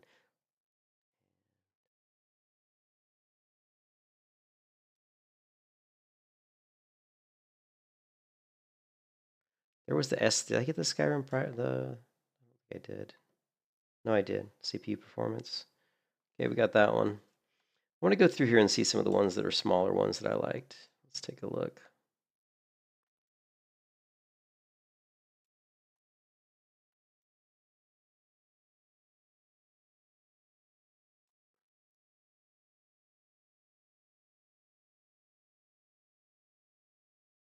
I have one called Moons and Stars, a sky overhaul. I don't know if I want to use that one or not.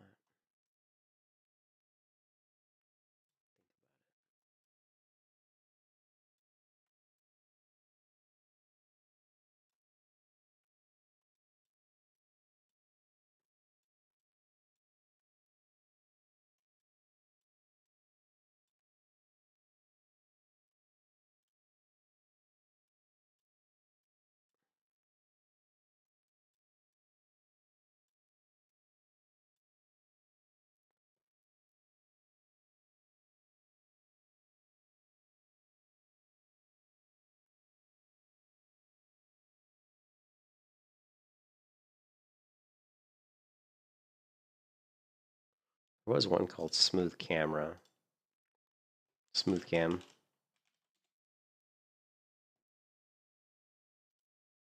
That I had installed. This one here. Smooth Cam is a highly configurable third-person camera with smooth frame interpolation and raycasting crosshairs.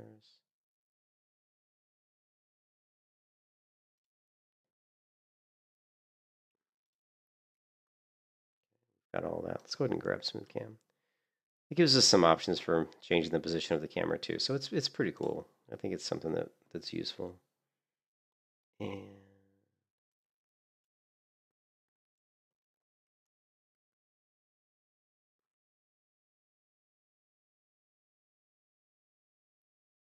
one of the things I really wanted to do was I wanted to get the Maxis block overhaul working. So let's go back to the YouTube video on Master Cheesy. I think, well, no, it wasn't Master Cheesy. It was. Let's close this down. In from the drop-down list, 8 files in mod. Drop-down for output be placed. Drop-down list displayed here. You can see here that when he launches his Pandora, these are the different things he's got installed. So he does have Maxi Block Overhaul. Maxi Block Overhaul is one that I really want to use because I really liked the way it added additional blocking to the game. He's also got Modern Combat Overhaul Dodge. I don't know if he's running my version of the game, if he's running the 1.7. And I don't know if there's an easy way we can tell.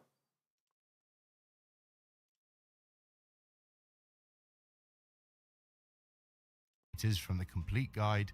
You will move over Nemesis. This is Pandora. Pandora acts as a replacement for both Nemesis and Finis. In this window, GitHub listing by Monitor 221. Beneath this, Pandora behavior engine zip file to download. Engine mod in the left-hand pane of MO2 if you created one. Otherwise, these files will be in your override. Before you continue, you will need functionality specification. Now inside MO. Yeah, I don't know. I don't know if I can tell what version of Skyrim he's running on. Into position as the last mod file of your animation separator. All of your animations should now be click launch. He's definitely using it says SEAE. Yep, it's really that fast. Not bad at all, huh? Now you can close Pandora, and if you were to open up Pandora output mod we created, you will see the files inside that would by default be an overwrite, showing us it has worked successfully. And there you have it. Perfect time for a brew. Perfect. Actually, we can tell that he's running the Anniversary Edition because of all these files here. These are all the files that are installed with the Anniversary Edition, these CCBG, Skyrim. These are additional files that are installed with the Anniversary. So he's definitely running the Anniversary. The reason I wanted to know is he's got some stuff he's using in his engine. Let's see.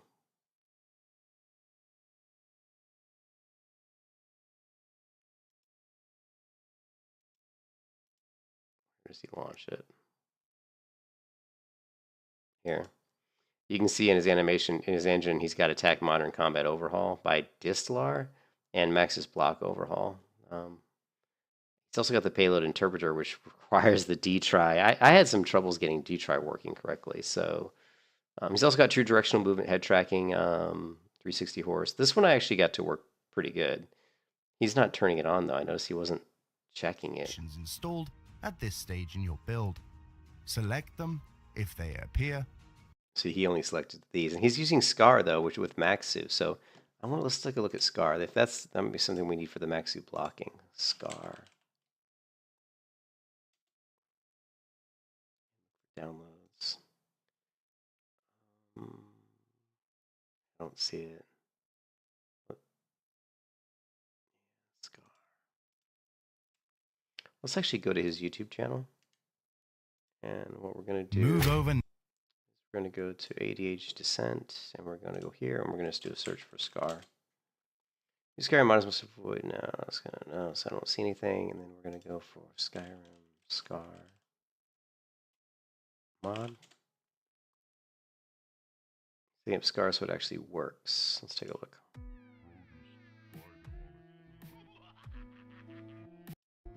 had so much trouble modding Skyrim, especially because I'm disabled. I learn extremely slow.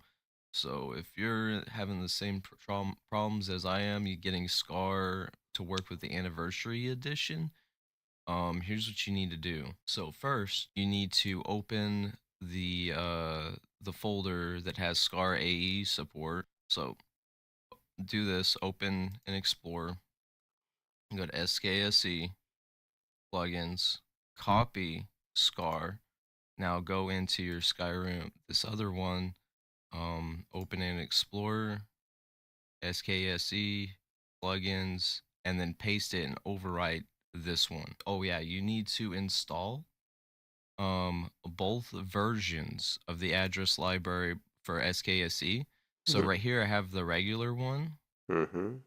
And then right here I have the all-in-one special edition. And I'll go ahead and show you what that one looks like. That's weird. So let's see. You have this one for, so you see you have special edition and anniversary edition. You actually need both of these to make it work. So you do this first. Yeah, this seems kind of whack to me. This was from this is a really old though, so I would not trust this. I mean, this is from 2023. Yeah. Although this comment here was from 1 month ago. Appreciate you. So the fact that this guy just commented 1 month ago, so maybe it is still good. 1 month ago, 1 month ago. Thanks, man, thanks. But doesn't Scar require combat pathing resolution to work? I had the same question until I read the requirements for Scar, which states that pathing is optional.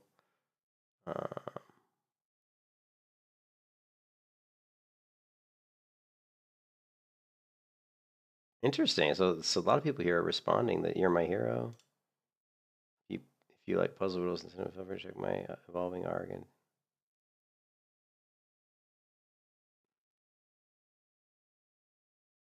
Huh. Yeah, interesting though. This is the things that I'm talking about with modding Skyrim. You can see this is a very bizarre. The fact that he has to go through a lot of stuff to get this to work in this way seems really kind of surprising.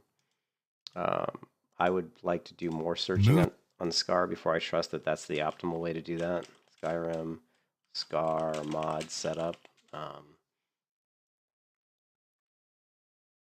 That was this one. Let's see. There's also MCO. I don't know the difference. What's the difference between MCO and Scar? I don't even know. We're going to go back to ChatGPT and we're going to say, what is the difference between Skyrim mod MCO and Skyrim mod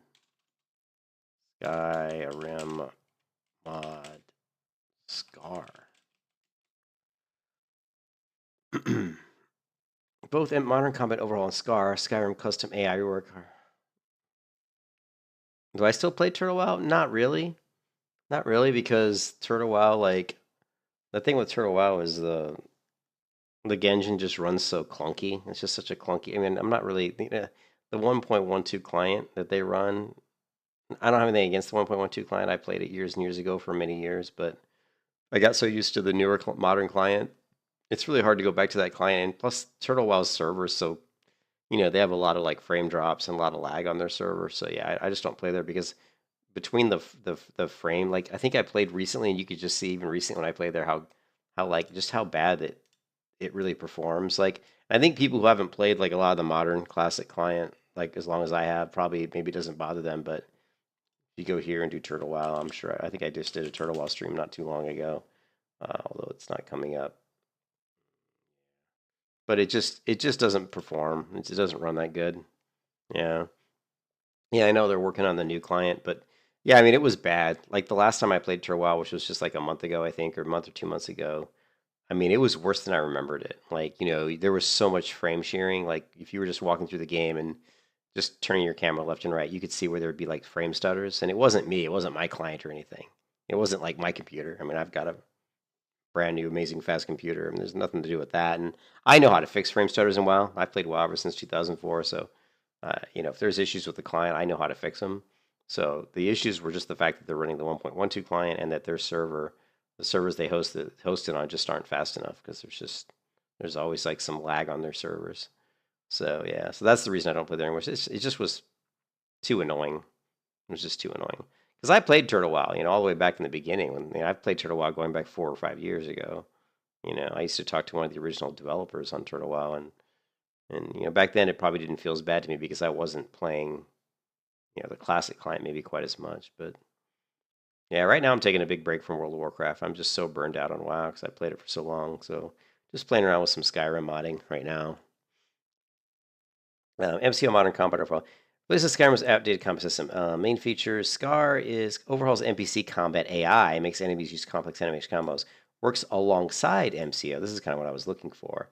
NPCs will now perform combos like the player. See, why do I need Scar then? Do we need NPCs to perform combos? But it is more aggressive and reactive AI. No more standing around waiting to be hit. Supports attack animations from these. Best for players who want challenging AI that fights intelligently. Okay, so this is going to make the enemies more challenging. Key difference between MCO changes player attack system. Scar makes NPCs. Requires Nemesis, yes. Now these both say they require Nemesis. So interesting. Will Scar work with Pandora?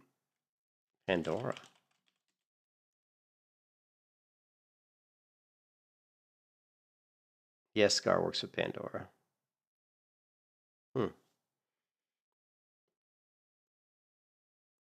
No, but you still have to run it still says you have to run the Genesis engine though. Huh.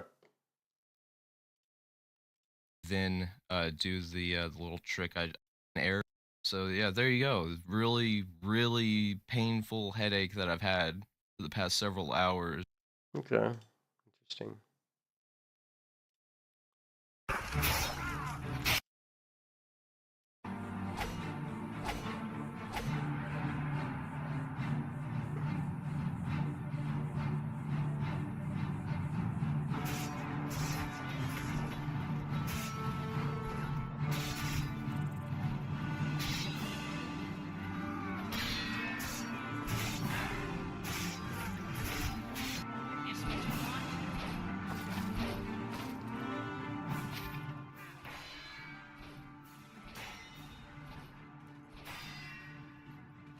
See, that's what I want in my Skyrim game. I want to be able to block like this character's blocking.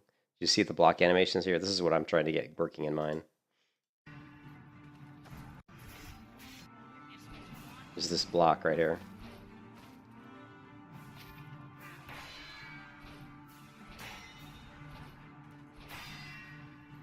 I don't know why she fell down though.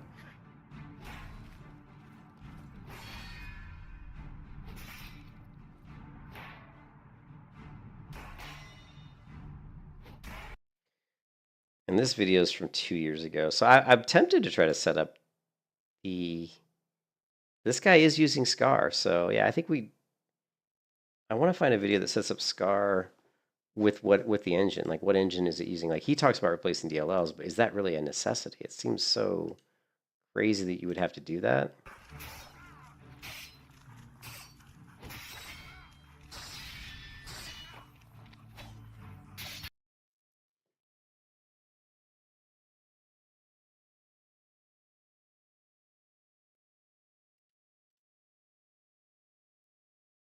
Hello and welcome to the MCO guide. I'll be covering what MCO is, its requirements, how to install it, and things worth mentioning. Let's get into it. MCO is a combat... For anyone struggling to install MCO mods, you don't extract the files. You go to your organizer, go to install mod, and put the zipped file into I'm not sure what. You don't extract. Well, yeah, you never extract the files. I never do that. This guy is much appreciated. What the fuck? I was just searching. What a coincidence.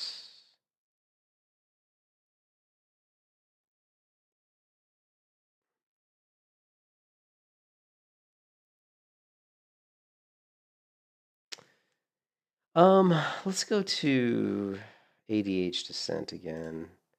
And let's see if he's got a video on MCO.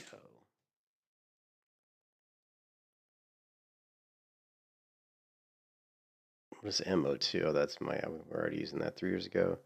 2 years ago. Transform Skyrim Combat 7 months ago. Let's take a look at this one.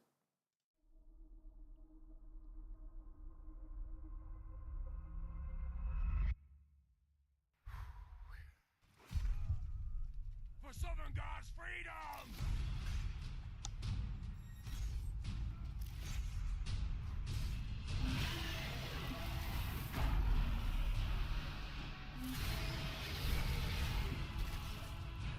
Studio C++.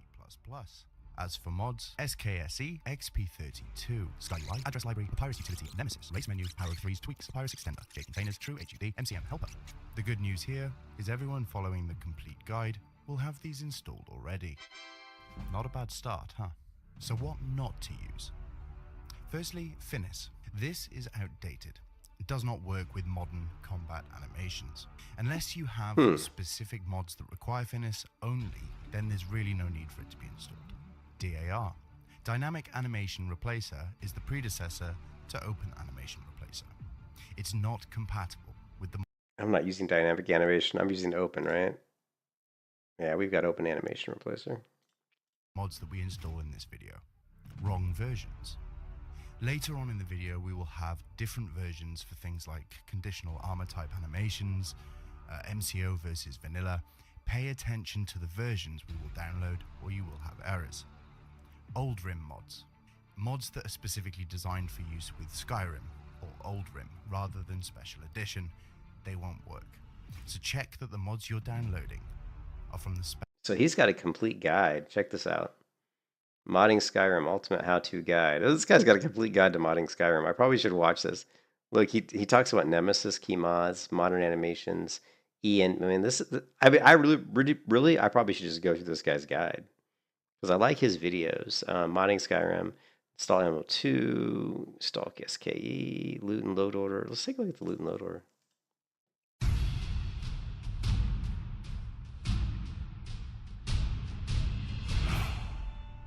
Your entire modding experience is about to get so much easier. Open MO2. In the left-hand pane, right-click. Select Create Separator.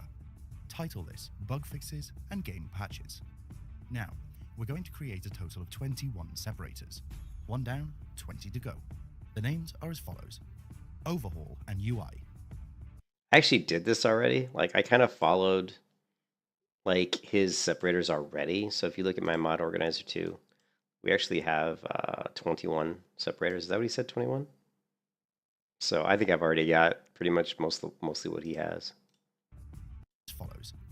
Total of 21 separators. Yeah, see, I've already got mine set up like his. 20 to go.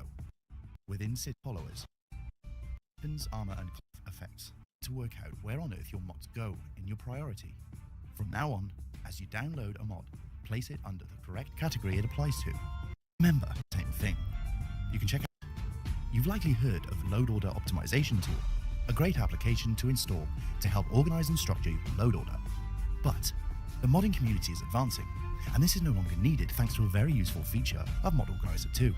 Yeah, I was gonna say Mod Organizer 2 already has this. I thought. Where is it? I thought it showed up in here.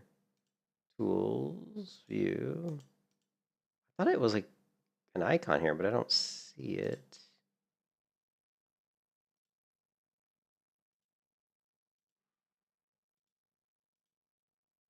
I thought it was in there. Okay, well, I guess he's going to tell us, so let's take a look. Let us take a look. To sum it up, it has a loot equivalent built right in. So let's see it. In MO2, visit the right-hand pane, click on the Plugins tab. Click the button below the tab name that says Sort. Yes, we're sure. A pop-up window will appear with a progress bar. Wow, I did not know that Loot did this.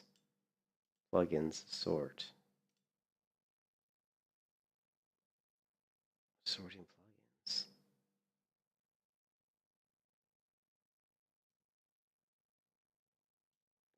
Close. Did it? I don't know if it changed any of mine. I may want to rename my separators back to what he had. Right? Let's go back to what he had. I think I did rename one of them. We've got plants and foliage, gameplay, tweaks, NPCs and models, visual textures and atmosphere, sound, audio effects, inventory and menu.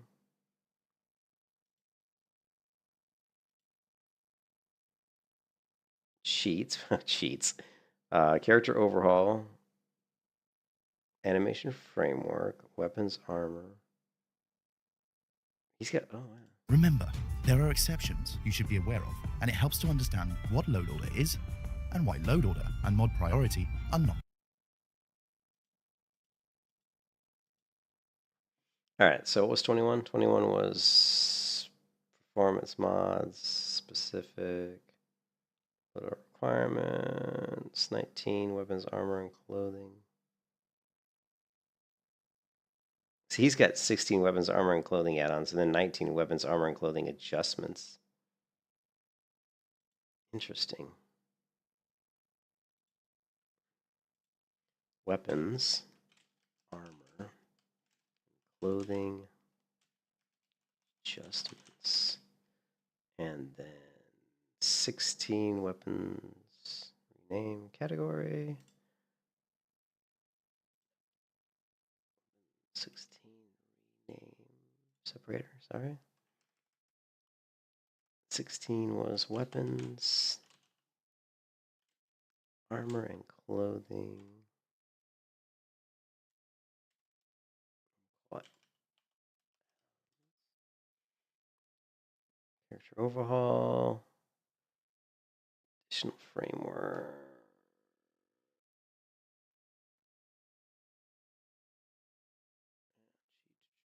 I'm just making sure I have all these. I think I've got them all. 8 gameplay changes, tweaks, plants and foliage, buildings, cities, towns, and other land, environment, missions, and quests. UI, bug fixes, game patch. Okay. Are not the same thing. Pretty much got all that. Check out this video at the end for that. Now on to loot. You've likely heard of Load Order Optimization Tool, a great application to install to help organize and structure your load order. But the modding community is advancing, and this is no longer needed thanks to a very useful feature of Mod Organizer 2. To sum it up, it has a loot equivalent built right in. So let's see it. In MO2, visit the right-hand pane, click on the Plugins tab. Click the button below the tab name that says Sort. Yes, we're sure. A pop-up window will appear with a progress bar. When complete, you will have a detailed list about the mods installed. The first plugins will be your Creation Club content files, so just ignore them. But scrolling down will take you to the mods you will be installing and show you if anything needs to be done to correct issues. Here, you may see it tell you that patches are required for this and that. The same idea as loot. Maybe not as colourful, but you've saved yourself installing another application. So that's some top-level organisation going on there. Good job. Okay, let's go watch that one. Nemesis and key mods.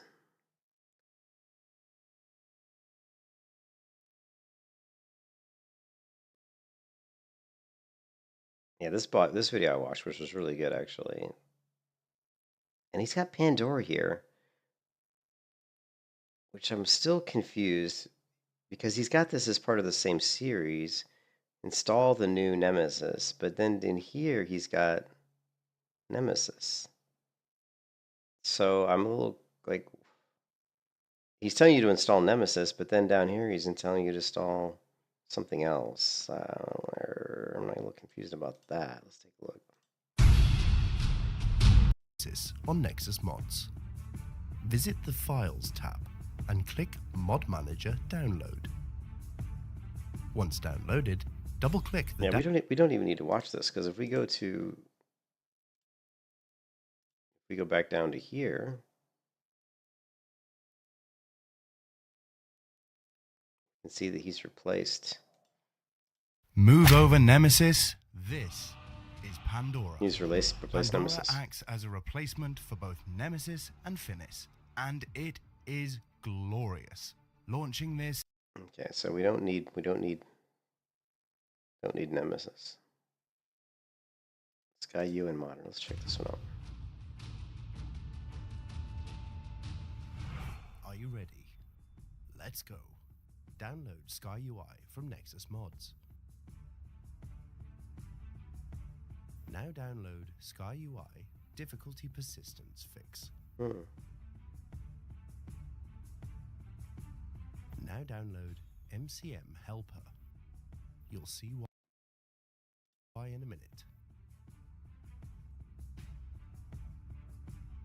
In Mod Organizer 2, visit the Download section. Double-click on SKYRI. Click Manual to check the content of data looks valid. Oh, click Manual. I've never done that before. Let's go ahead and grab SkyUI, because I've installed SkyUI before, and I really haven't had any issues with it. So let's go Downloads and SkyUI. Files.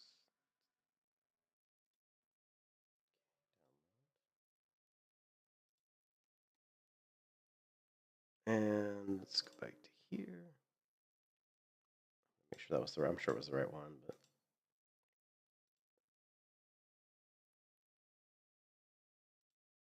Mods. Now download SKYRI Difficulty Persistence.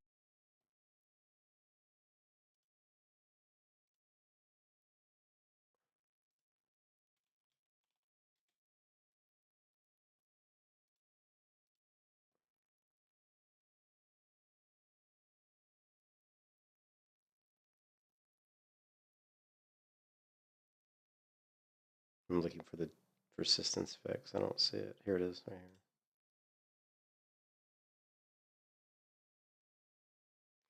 Fix the Skyrim gameplay settings menu in Skyrim. Okay, well, I don't have that version. Not compatible with older. Yeah, I don't think I need that one because I don't have that version. Persistence fix. Now download MCM Helper. You'll see why in a minute. In Mod Organizer 2, visit the Download section. Double-click on SKYRI. Click Manual to check the content of data looks valid. Content of data looks valid. Huh, let me go to mine. I've never done that before where I checked, so let's go to Downloads. Yeah, we can install SmoothCam. Actually, let's not install right now. So he double-clicked this, right? And click OK. Double-click on SKYRI. Click Manual to check the content. Yeah, he double-clicked, then he clicked Manual. Content of the data looks valid. Huh, I never done that before. Data looks valid. And click OK. Now double-click on SKYRI Difficulty Persistence Fix. Enable both of these in the left-hand pane. Now double-click MCM Helper. Ensure you enable this too. Now let's move all three up into the second category, Overhaul and UI. He's got SMIM, which I have. He's got Trust Library, which I have. I don't have the Papyrus Utilities. I see Modern Scripting Utility Function. I don't have that. He has Alternate Start, which I have. Oh, he's got Cutting Room Floor. I used to use that in my old version. All right, let me do this again. So double-click, click Manual. Content looks okay. Click OK, so it installs. We need MCM Helper, right? MCM Helper. It says compatible SKYRIM Plus, okay. Got all this other stuff down. That. Go back to here. We can install MCM Helper. SKYRIM Special Edition.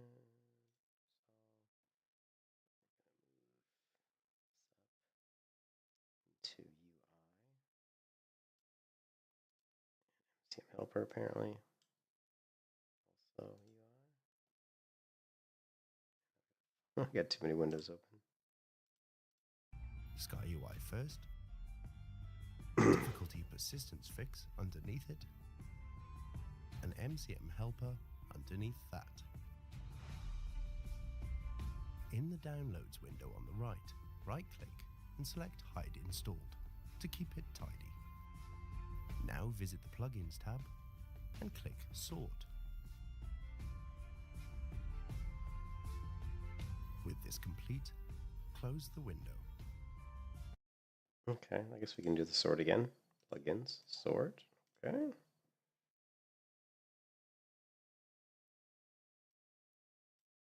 Details. Time to create a game handle for game type. Okay, close. Here.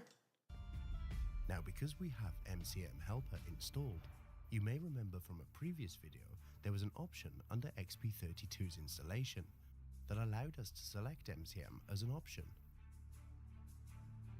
So now, right-click on XP32, select Reinstall. With the pop-up window, select XPM SSE Latest, like before. Only under In-Game Customizing, select Race Menu plus XPM SSE MCM, the top option, whereas before we selected the third option. At the end, click Replace. Okay. With XP32 updated to allow the MCM management, with XP32 updated Okay, so you can see here he's using the Nemesis engine. to allow the MCM management, open Nemesis and click Update Engine. Once that is completed, click Launch Nemesis Behavior Engine. Whilst waiting, feel free to hit that subscribe button. There are plenty more tutorials on their web. Okay, so let's go back to here. Let's close this. Let's go back to here. Let's go to Pandora engine. I'm curious. Let's start the Pandora engine again. We still just have the same couple files.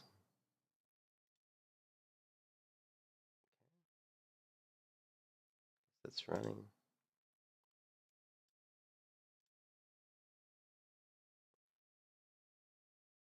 It's loaded.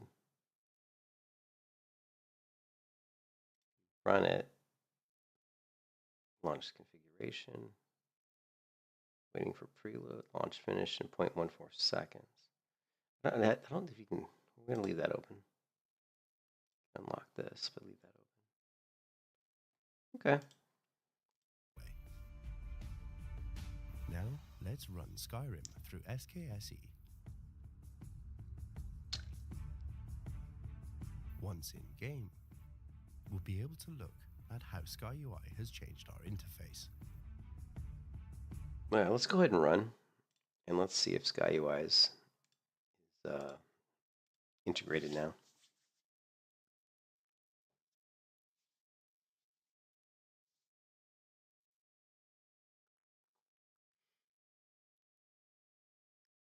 And I'm gonna have to get to bed pretty soon. It's getting late. Once again, I spent most of my time mucking around with modification and no time actually playing the game. So I have not played a game in like 3 or 4 days because all I've done is really just learn modding in Skyrim. So we're going to continue.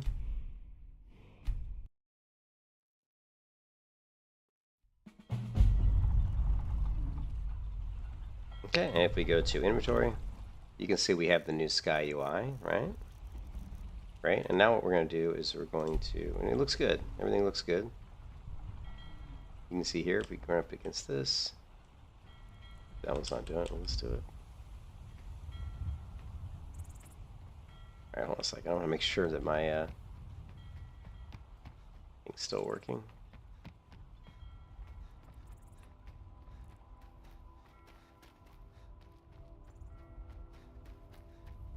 And it's not working. Oh, it is working. Okay, that was weird. It's working. Okay, so SkyClimb's still working.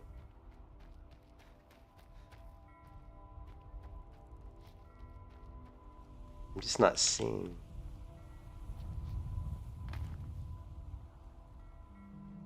No.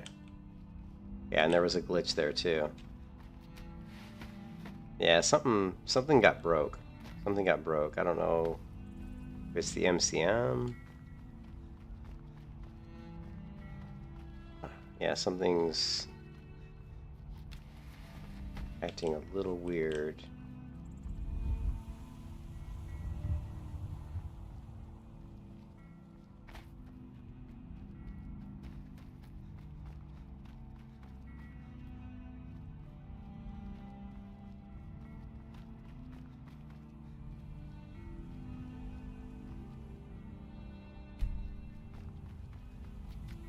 I mean, SkyClimb's working, we're just not seeing the normal indicator like we normally see.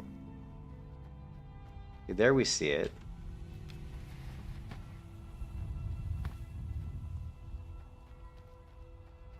Okay, we don't see it here at all.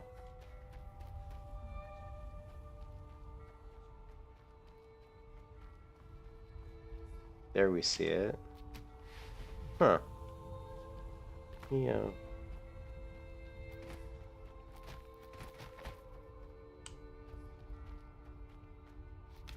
Okay, it is working. It's just feels like it's working not quite as good as it did before.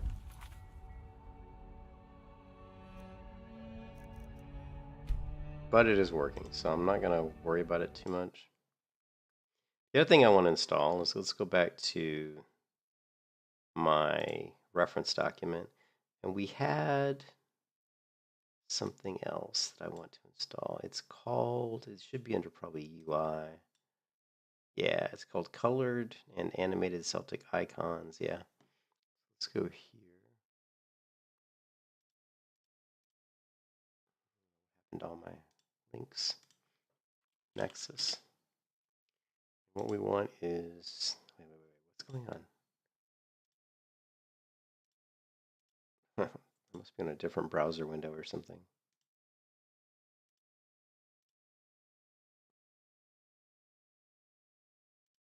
Anyways, we're going to look for colored.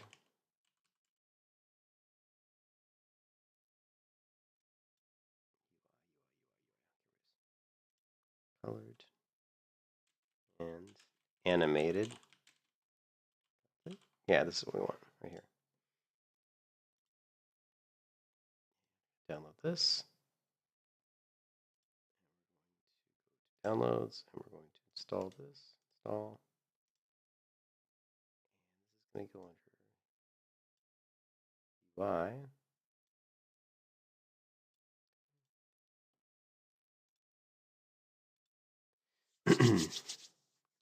So I really liked this add-on. This add-on was really cool.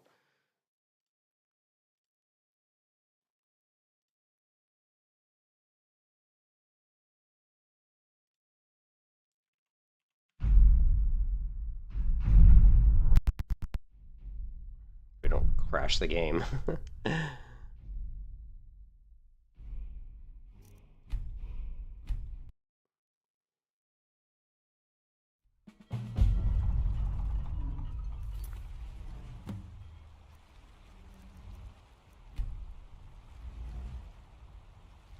That.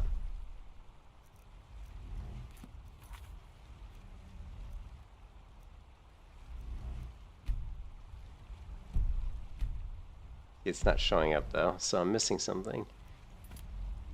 Ah, Oh, here, let's see. Yeah.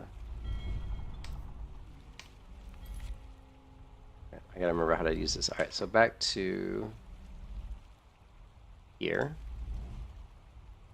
And description. Here. Oh, really? No, Yes, a very capable recruit indeed. The Ikarian army could use more of your sort. Well done, Arngyar. I've got something for you.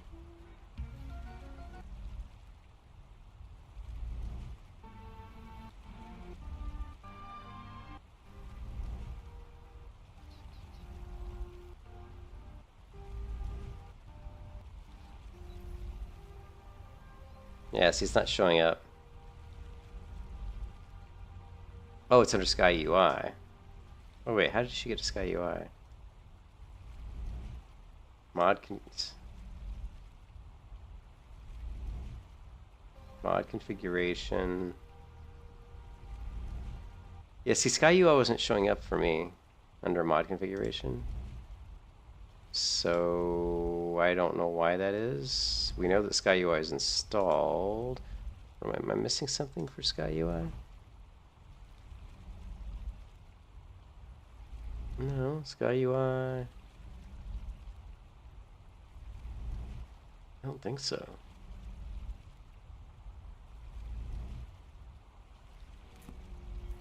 We know Sky UI is installed because we can see it. but it's not showing up under... Oh, now it is. Oh, no, maybe it was there. No, it wasn't there. It was not there before.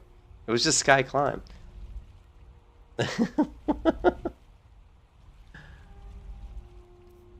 And category icon theme, we want to go to Celtic theme.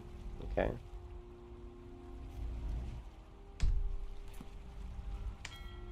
And now we've got the animated icons again, which I think are really cool. So now you can see we've got these beautiful Celtic.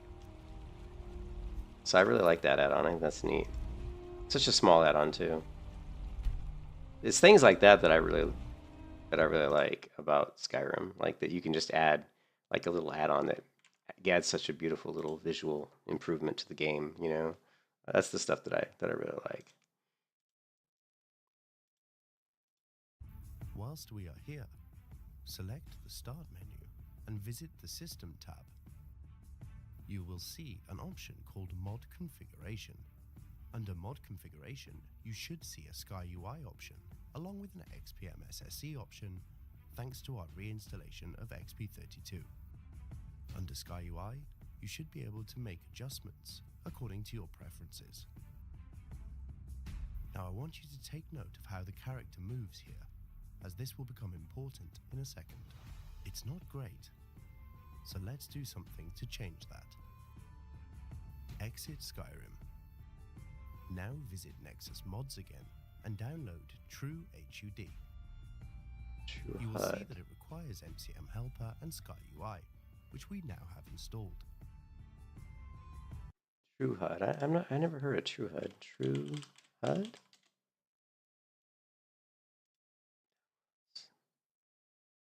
So the HUD. I did download it before though.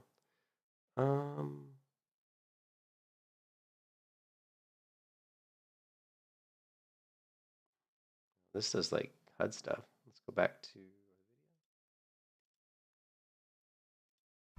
You will see that it requires MCM Help mods again. Do something to change that. Exit Skyrim.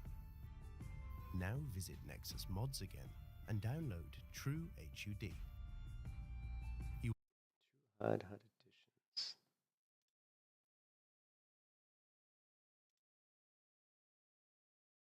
I'm not sure if I'm gonna really like this. I don't know if I like that. I guess I don't know, maybe.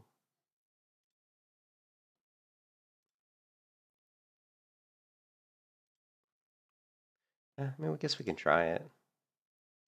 Always uninstall it. True HUD sounds like a UI adjustment, so we're gonna put this under UI here. Go ahead and load the game. Take a look.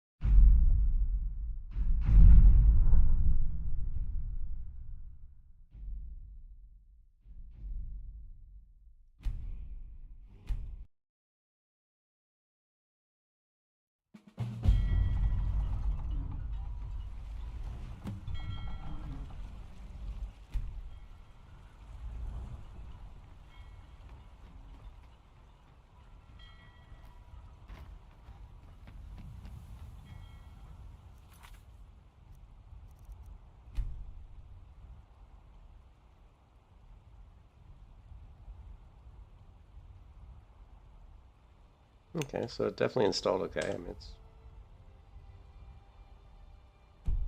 seems like it installed fine. Let me check something else out real quick. Okay, that's working correctly.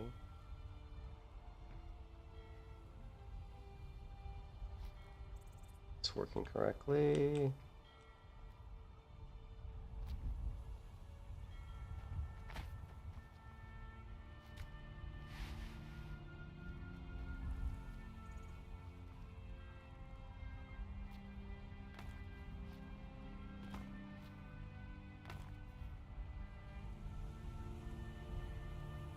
There's that glitch. So there's a slight glitch on the sky climb there. We have the jump while running now. We don't. That was another add-on I installed, which allowed me to jump Let's see if I can find that one. Behavior. I don't remember what it was called though. Yeah, I do not remember what that one was called. Dynamic impact. Combat. Dynamic block hit. BCO. Archery. So actually we installed BFCO before. Alright. I don't know. I don't see it. But it's such, I get so addicted to this. Like this, like modding is like so incredibly addicting. Like, I mean, just the fact that I've spent like 3 days learning about all these different mods and like how to install them and actually not even playing a game. I mean, I literally hadn't even played a game. I've just been fucking with mods for 3 days. But it's incredibly addicting. Because you know the end result is you're going to get a game that's a much better experience, you know? You will see that it requires MCM Helper and SkyUI, which we now have installed. Now download True Directional Movement. You will see now, the order of downloading and installing these is important, as they rely on mods we previously have installed. Now download Animation QFix. I think I've got that one already. Yeah, I do. Now download Paired Animation Improvements.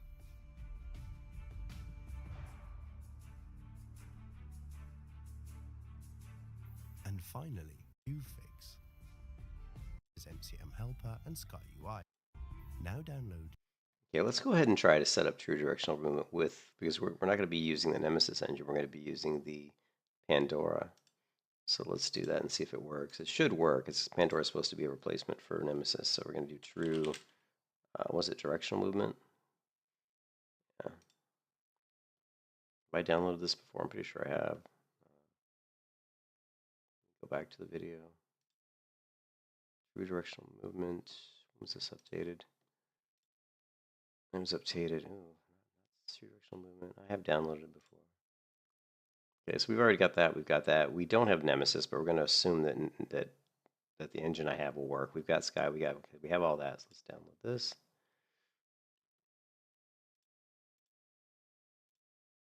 True Directional Movement. You will see now, the order of downloading and installing these is important, as they rely on mods we previously have installed. Now download Animation QFix. I can always just reinstall that one. Now download Paired Animation. Improvements. Which I've downloaded previously.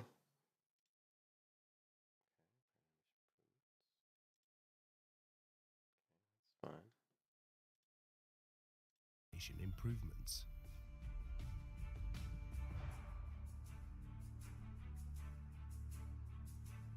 And finally, download I've already downloaded that one. Open Animation Replacer requires Animation QFix and Paired Animation Improvements. You see why the order is important here. Open Animation Replacer essentially replaces DAR.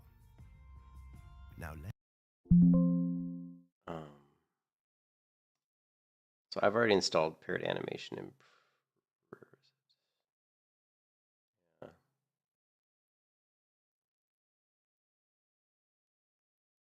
Yeah, Paired Animation Improvements, Open Animation Replacer. I already have those installed. Directional movement.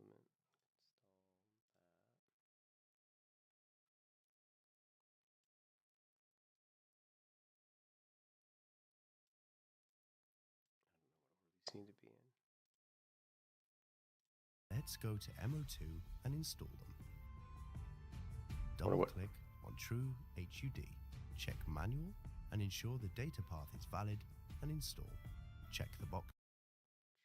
Let's try. We know True HUD works. We already installed it. Mod, then drag and drop underneath Overhaul and UI, ensuring it follows MCM Helper. And we've already done all that. UI, True HUD, it's under all that one. Now install True Directional Movement.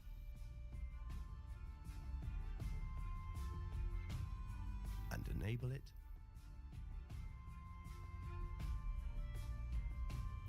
Onto animation Q fix.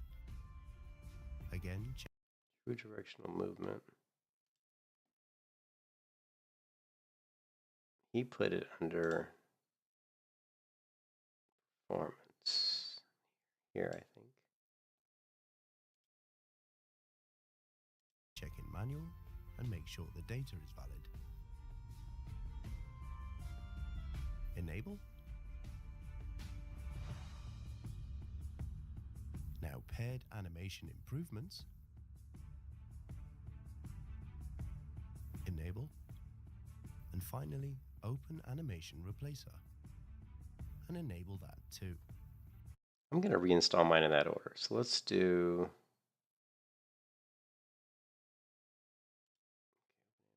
replacer. Can we just uninstall? So animation replacer.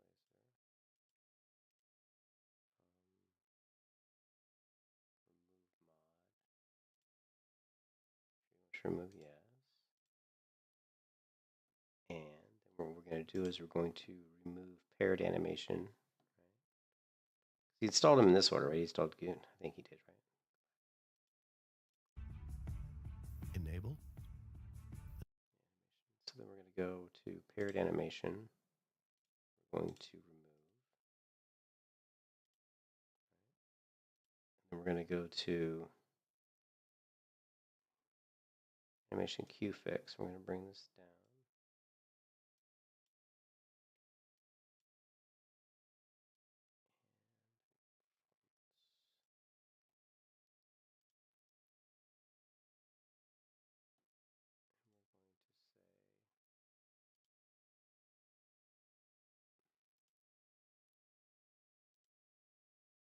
Enable it.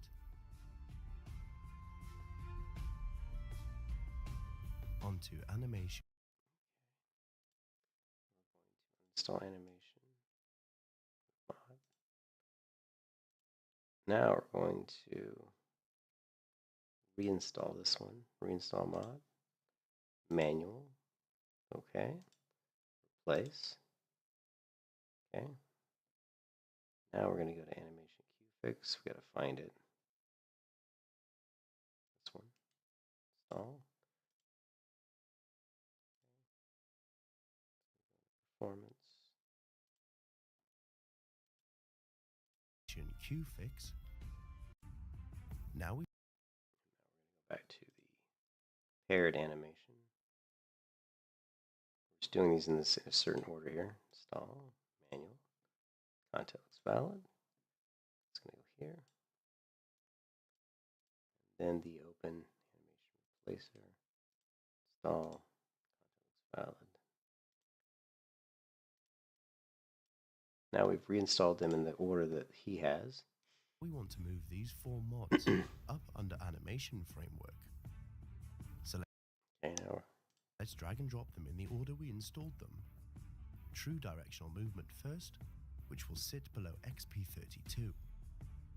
Then first.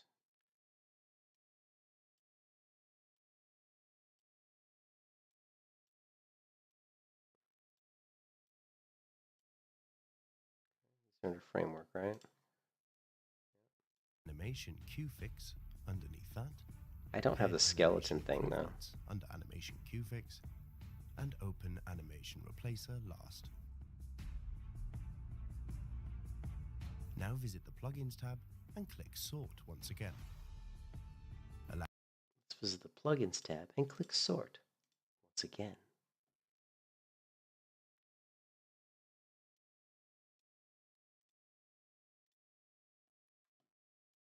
Allow loot to run. Close out of loot and run Nemesis. He's running Nemesis. This is the difference. I'm not using Nemesis. I'm actually close this. I'm actually running Pandora. Run Pandora. And it does pick up true directional movements. So I can select those, right? Run. 0.2 since it's already loaded. Before you click Update Engine, We have installed True Directional Movement, which comes with a couple of extra plugins. Select the boxes for the directional movement options in this window above. Click Update Engine. If you're finding the series helpful, please give us a thumbs up to help support the channel. Now click Launch Nemesis Behavior Engine.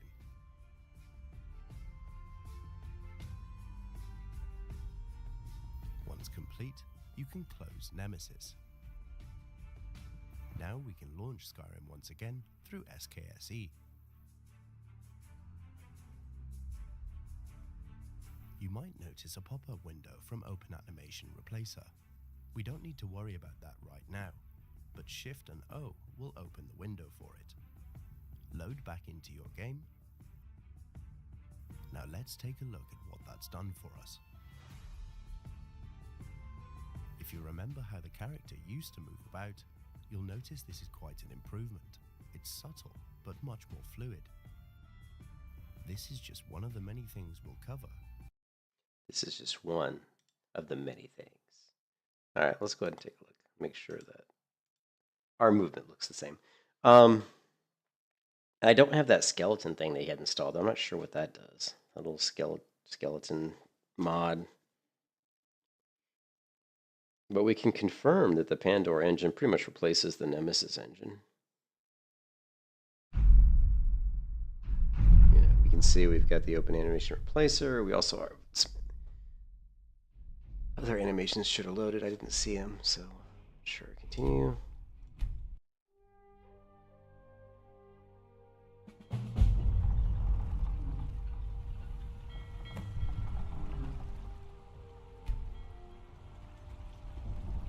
You can see, yeah, the movement, the rotational movement is very, very smooth, right? I don't ever really move like this. I'm not using a game controller, so it's kind of an odd feeling for me to even move that way,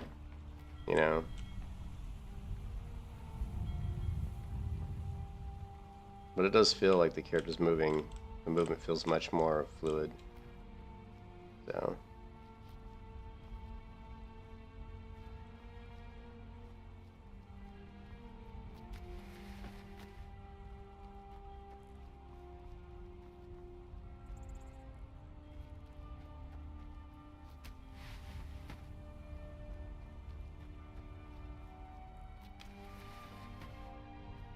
Okay, so that all seems to work good, right?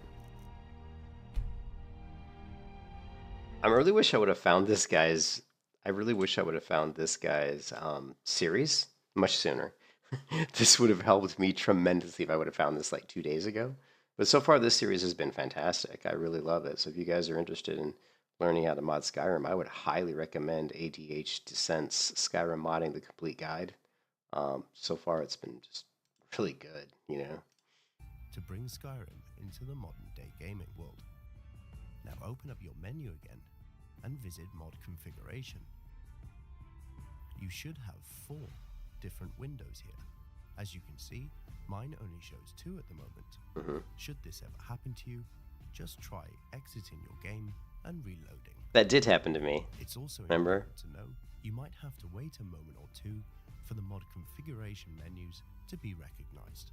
Yeah, that did happen to me as well. Notice in the top left-hand corner, MCM has registered. Notification that it's registered 2 new menus.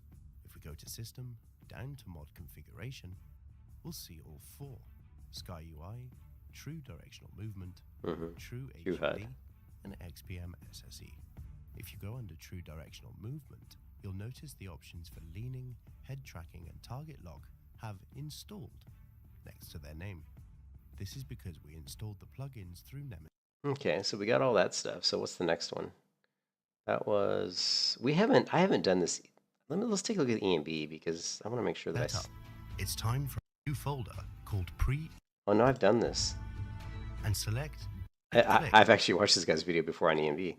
But I didn't do the next part where he installed the ENB preset. Let's see. Many more guides. Open Mod Organizer 2. Now open I'm not up sure the what this browser window preset is. and visit Skyrim SE on Nexus Mods. Search for ENB Helper SE and download to your mod manager. I think the reason I didn't do it is because it's not the right Search version. for Skyrim SE re-engaged Yeah, see, EMB, these are which not will the be right. our example in this video. These are not the right versions of the game. Download the option for vanilla. Again, to keep this guide focused on one element at a time. Visit your downloads folder. Yeah, click on your so I guess EMB are presets for lighting and stuff, but I don't really know. But I don't. This looks like I don't have this. Like this doesn't look like it has a version for my version of the game. The EMB helper. Let's take a look. EMB helper. Let's see. It looks like I've installed it before though. When these show is installed and I don't remember installing them, and typically that usually means that it was part of that massive LoreM mod pack that I installed, because that mod pack installed 4,000 different mods. So a lot of times I'll see mods that I've downloaded before, but I didn't myself download them. What happened was that when I ran the LoreM installer, it downloaded them. So a lot of times that's a good sign. That means that I know those mods will work with my game, my client, because I got the full LoreM 4,000 mod pack to run on my computer and run in my version of Skyrim. So if I see these check marks, that usually means that this stuff will work. Now see, it's probably because this updated is what makes it work, because I saw in his video, if you noticed, said 6.29. Oh, it does say N up though. It does say N up. So that should work. But then there was also that, I screwed that up, didn't I? Here. Go back. Oh, forward.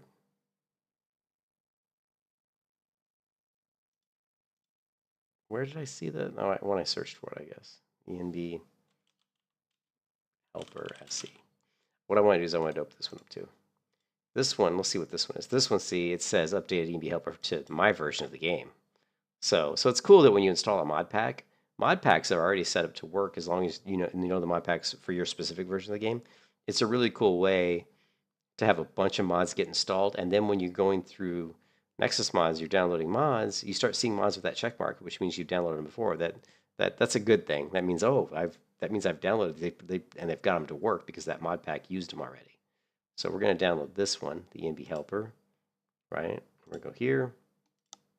And we're just going to download this one because that's for 1.5.7. So we're going to grab this. This one's for AE, and that's fine. Download that, and then we're going to go and download this update one.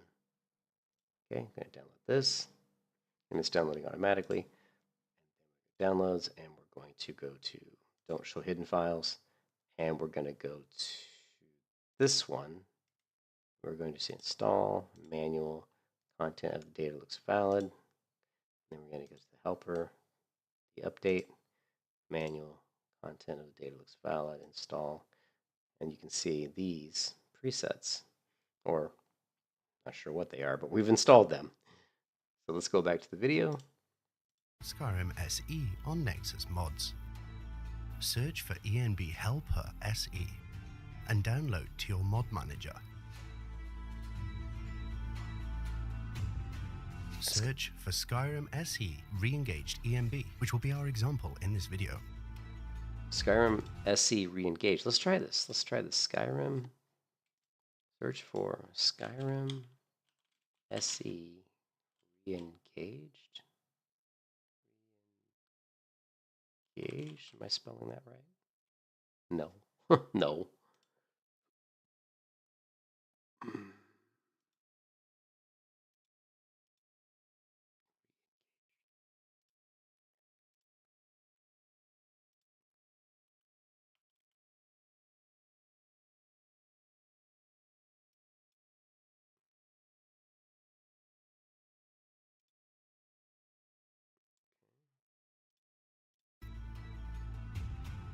Download the option for vanilla. Again, to keep this guide focused on one element. Vanilla weathers. Includes optional DF strings. I have ENB installed. At a time. Visit your downloads folder. Right-click. Download vanilla.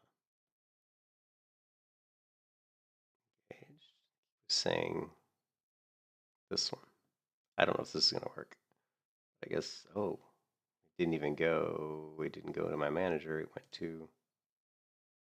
He went to downloads. Interesting. Okay, just throw that over here for the moment. Click on your preset zip file and extract 2.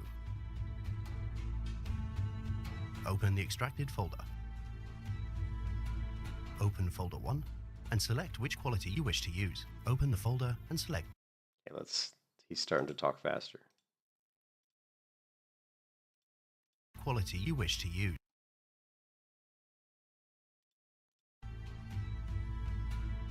Open folder 1 and select which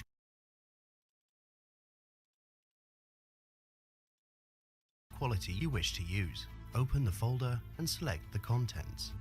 Copy these across to your game directory.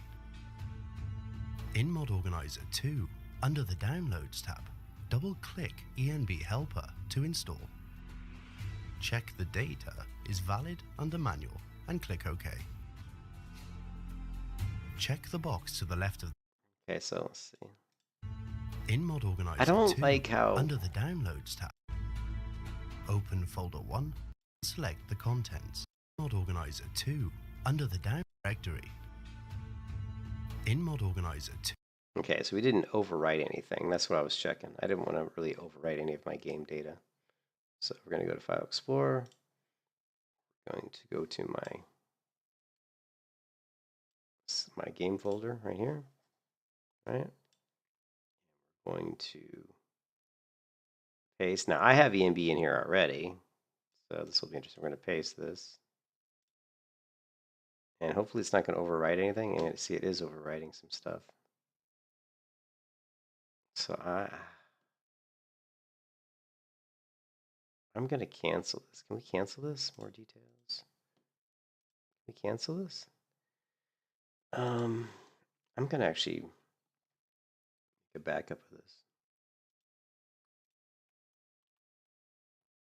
I'm just going to, back up.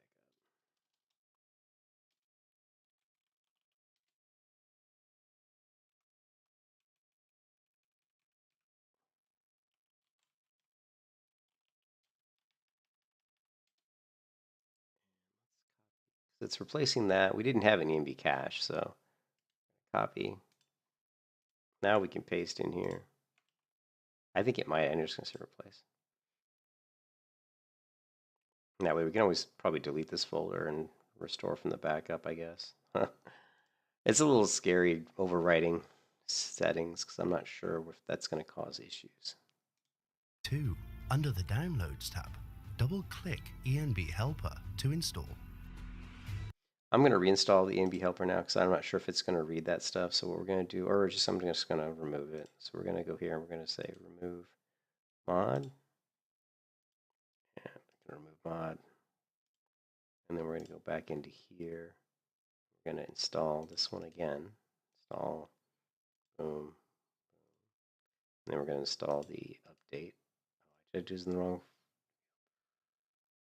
Did I just do that? I got to remove that.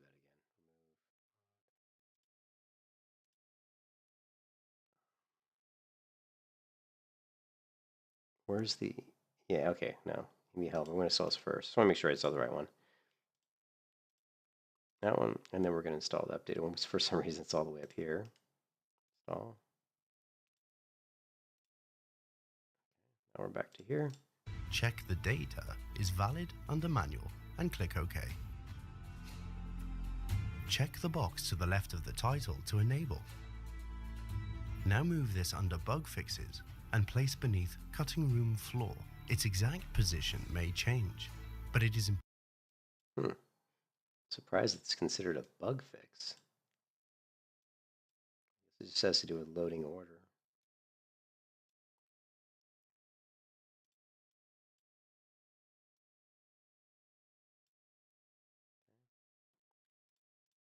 important that it loads after Address Library. Now you may notice your override folder is highlighted in red. This will likely be a result of our last video where we installed Open Animation Replacer. If this is the case, you can place these in your Nemesis output mod that we created. Now, launch Skyrim through SKSE. Alright, let's take a look. I'm assuming this is like lighting presets? I don't know. I don't know what the ENB exactly what all that does. You can see it's compiling shaders. Delete ENB cache folder if presets files are modified.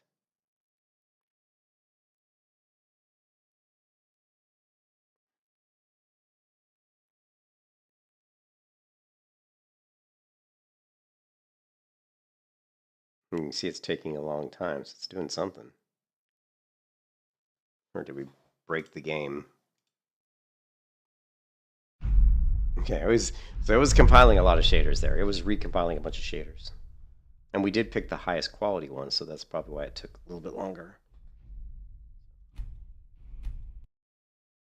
Now, will the game look any different? I guess. And it does look different, doesn't it? Dang, doesn't it?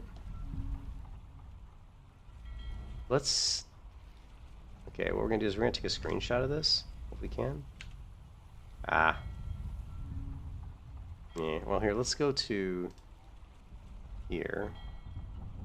And we know we just loaded the game, right? Let's go with... I want to go to the last time we loaded the game.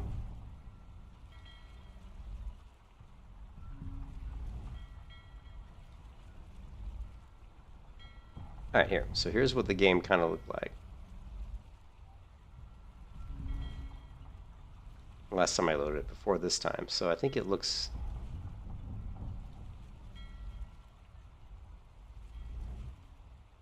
I think it looks way better. Like...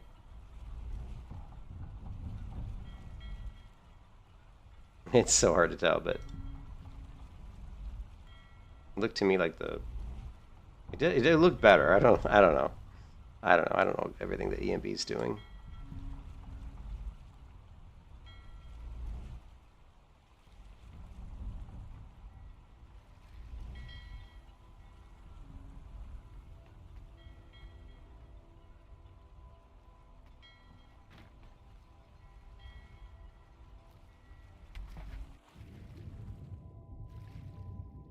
Sure, real quick. Keep in mind this is survival mode, so I'm probably going to start freezing since it's cold out. Verizon hasn't told me already that I'm cold.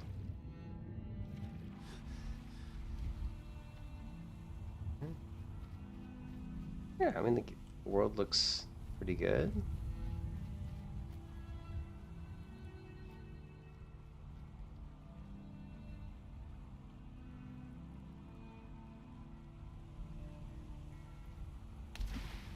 Let's equip our mace.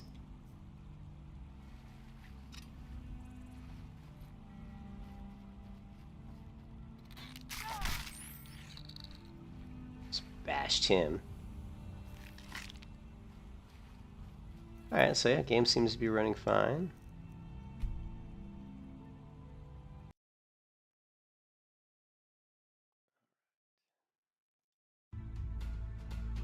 ENB may demand some time to process during startup and when applying changes. Be patient, it's thinking.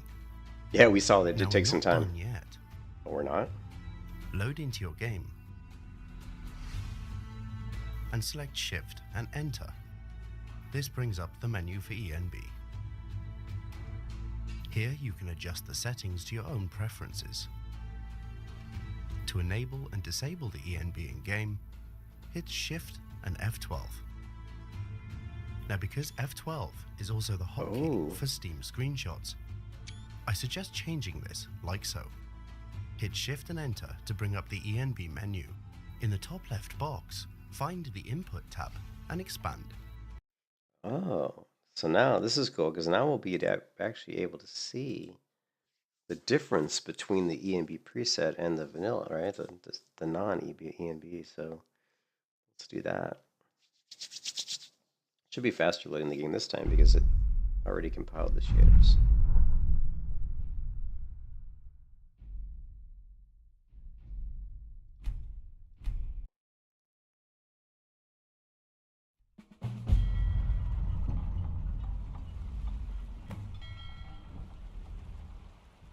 Okay, so we're gonna go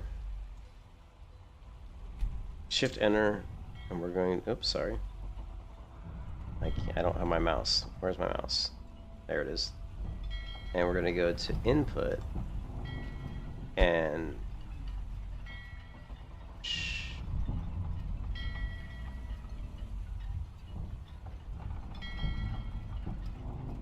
under Key Use Effect, change this to another key. In this case, F10.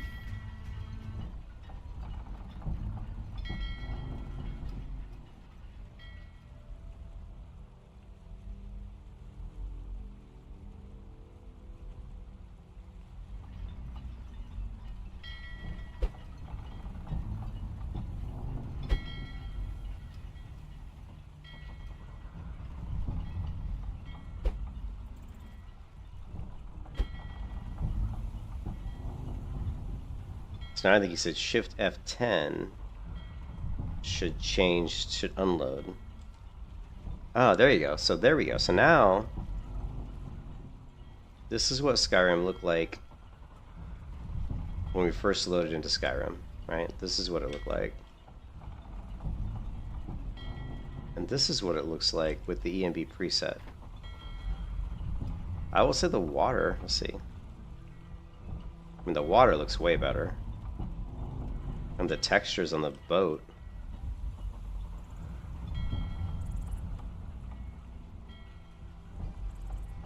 I mean, everything looks better, I think. I mean, the textures on the boat are a little...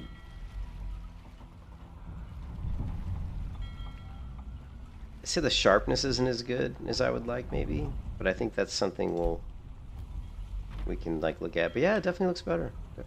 Let's take a look at the textures of, like, You talk to Ed Brothers. Deja has no words for you. Yeah, see. Oh, look, there's like better drop shadows underneath her shoulder pads there. See, there's no shadows coming underneath her shoulder pad there on her left arm. But now you turn it on, you can see the shadow of the sun causing a shadow. Nice. You want them in your belly? No? Then you stop talking to Deja. There's a lot more specular highlights with the default. Nice. You want them in your belly? No. Well, you can see the shine, Stop talking to Deja. which I always thought was kind of abrasive, like the light coming off my character's helmet, like the white fur here. Like in the default, you could see like this, like the sun kind of causing like almost like a god ray coming off the top of the white feather on my helmet.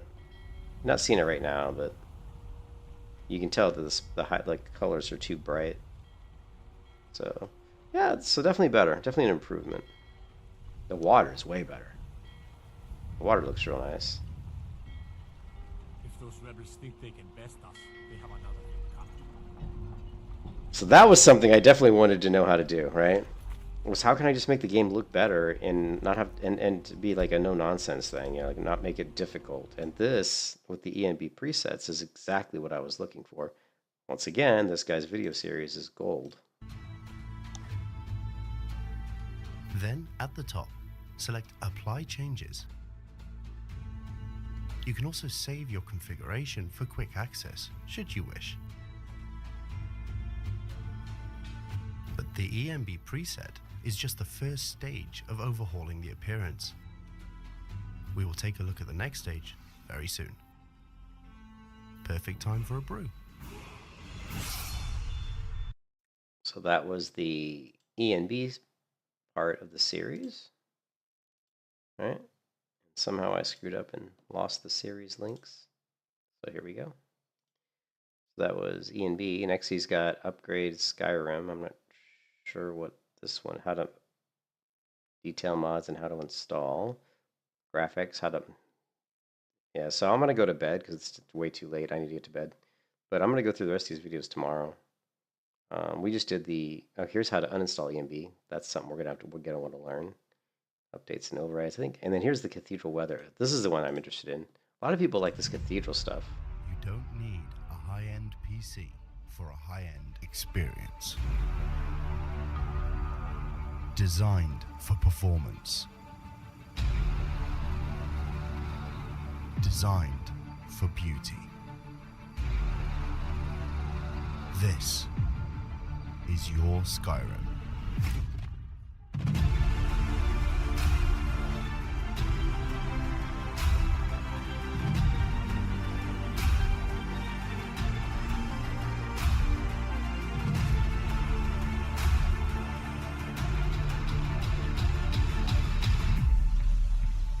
Honestly, it doesn't look that good. I don't like this oversaturation.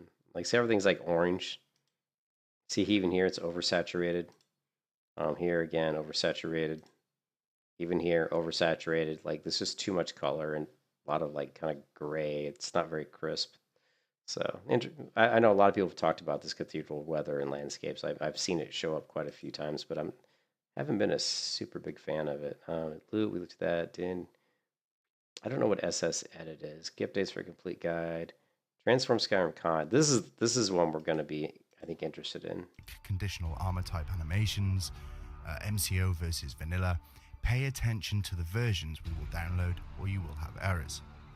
Old Rim mods. Mods that are specifically designed for use with Skyrim or Old Rim rather than special. But I'm going to go. I'll catch you guys later. We will do another stream probably tomorrow night. Or actually, probably, I don't know if I'll be streaming tomorrow night because I gotta go somewhere with my wife tomorrow night, so I might not be up for streaming. I might be too tired. But if I don't stream tomorrow night, the next night we'll continue going through the series here, and just trying to. There's 20 of them here. We've gone through. I don't know. Gone through about 4 of them. I'm gonna continue to try to go through these. So far, it's been just absolutely really good. This series has been fantastic. I like it because he shows you what mods to install, like in what order to install them, which is super helpful. And I've also learned other things like I didn't know about the sort. I didn't know that when you install stuff, you should go and install and click the manual and say like here, like this one here, I'm trying to install, says the content does not look valid. I didn't know you could do this. So it looks like SmoothCam. I don't know why it's saying that it doesn't look valid, but it doesn't look valid. So I definitely wouldn't install this add-on, right? Doesn't look valid, so cancel. So we're just going to go ahead and delete this. So yeah, that was something I wasn't aware of. So you can always check the files to see that it looks valid, and if it doesn't look valid, I would definitely don't install it. And then of course we installed the Pandora behavior engine, which is just such a nicer looking engine than Nemesis. You don't have to when you run the engine, it's so fast to load stuff. Like, it's currently running, I think. That's what I'm assuming it's still running. Yeah, see mods loaded.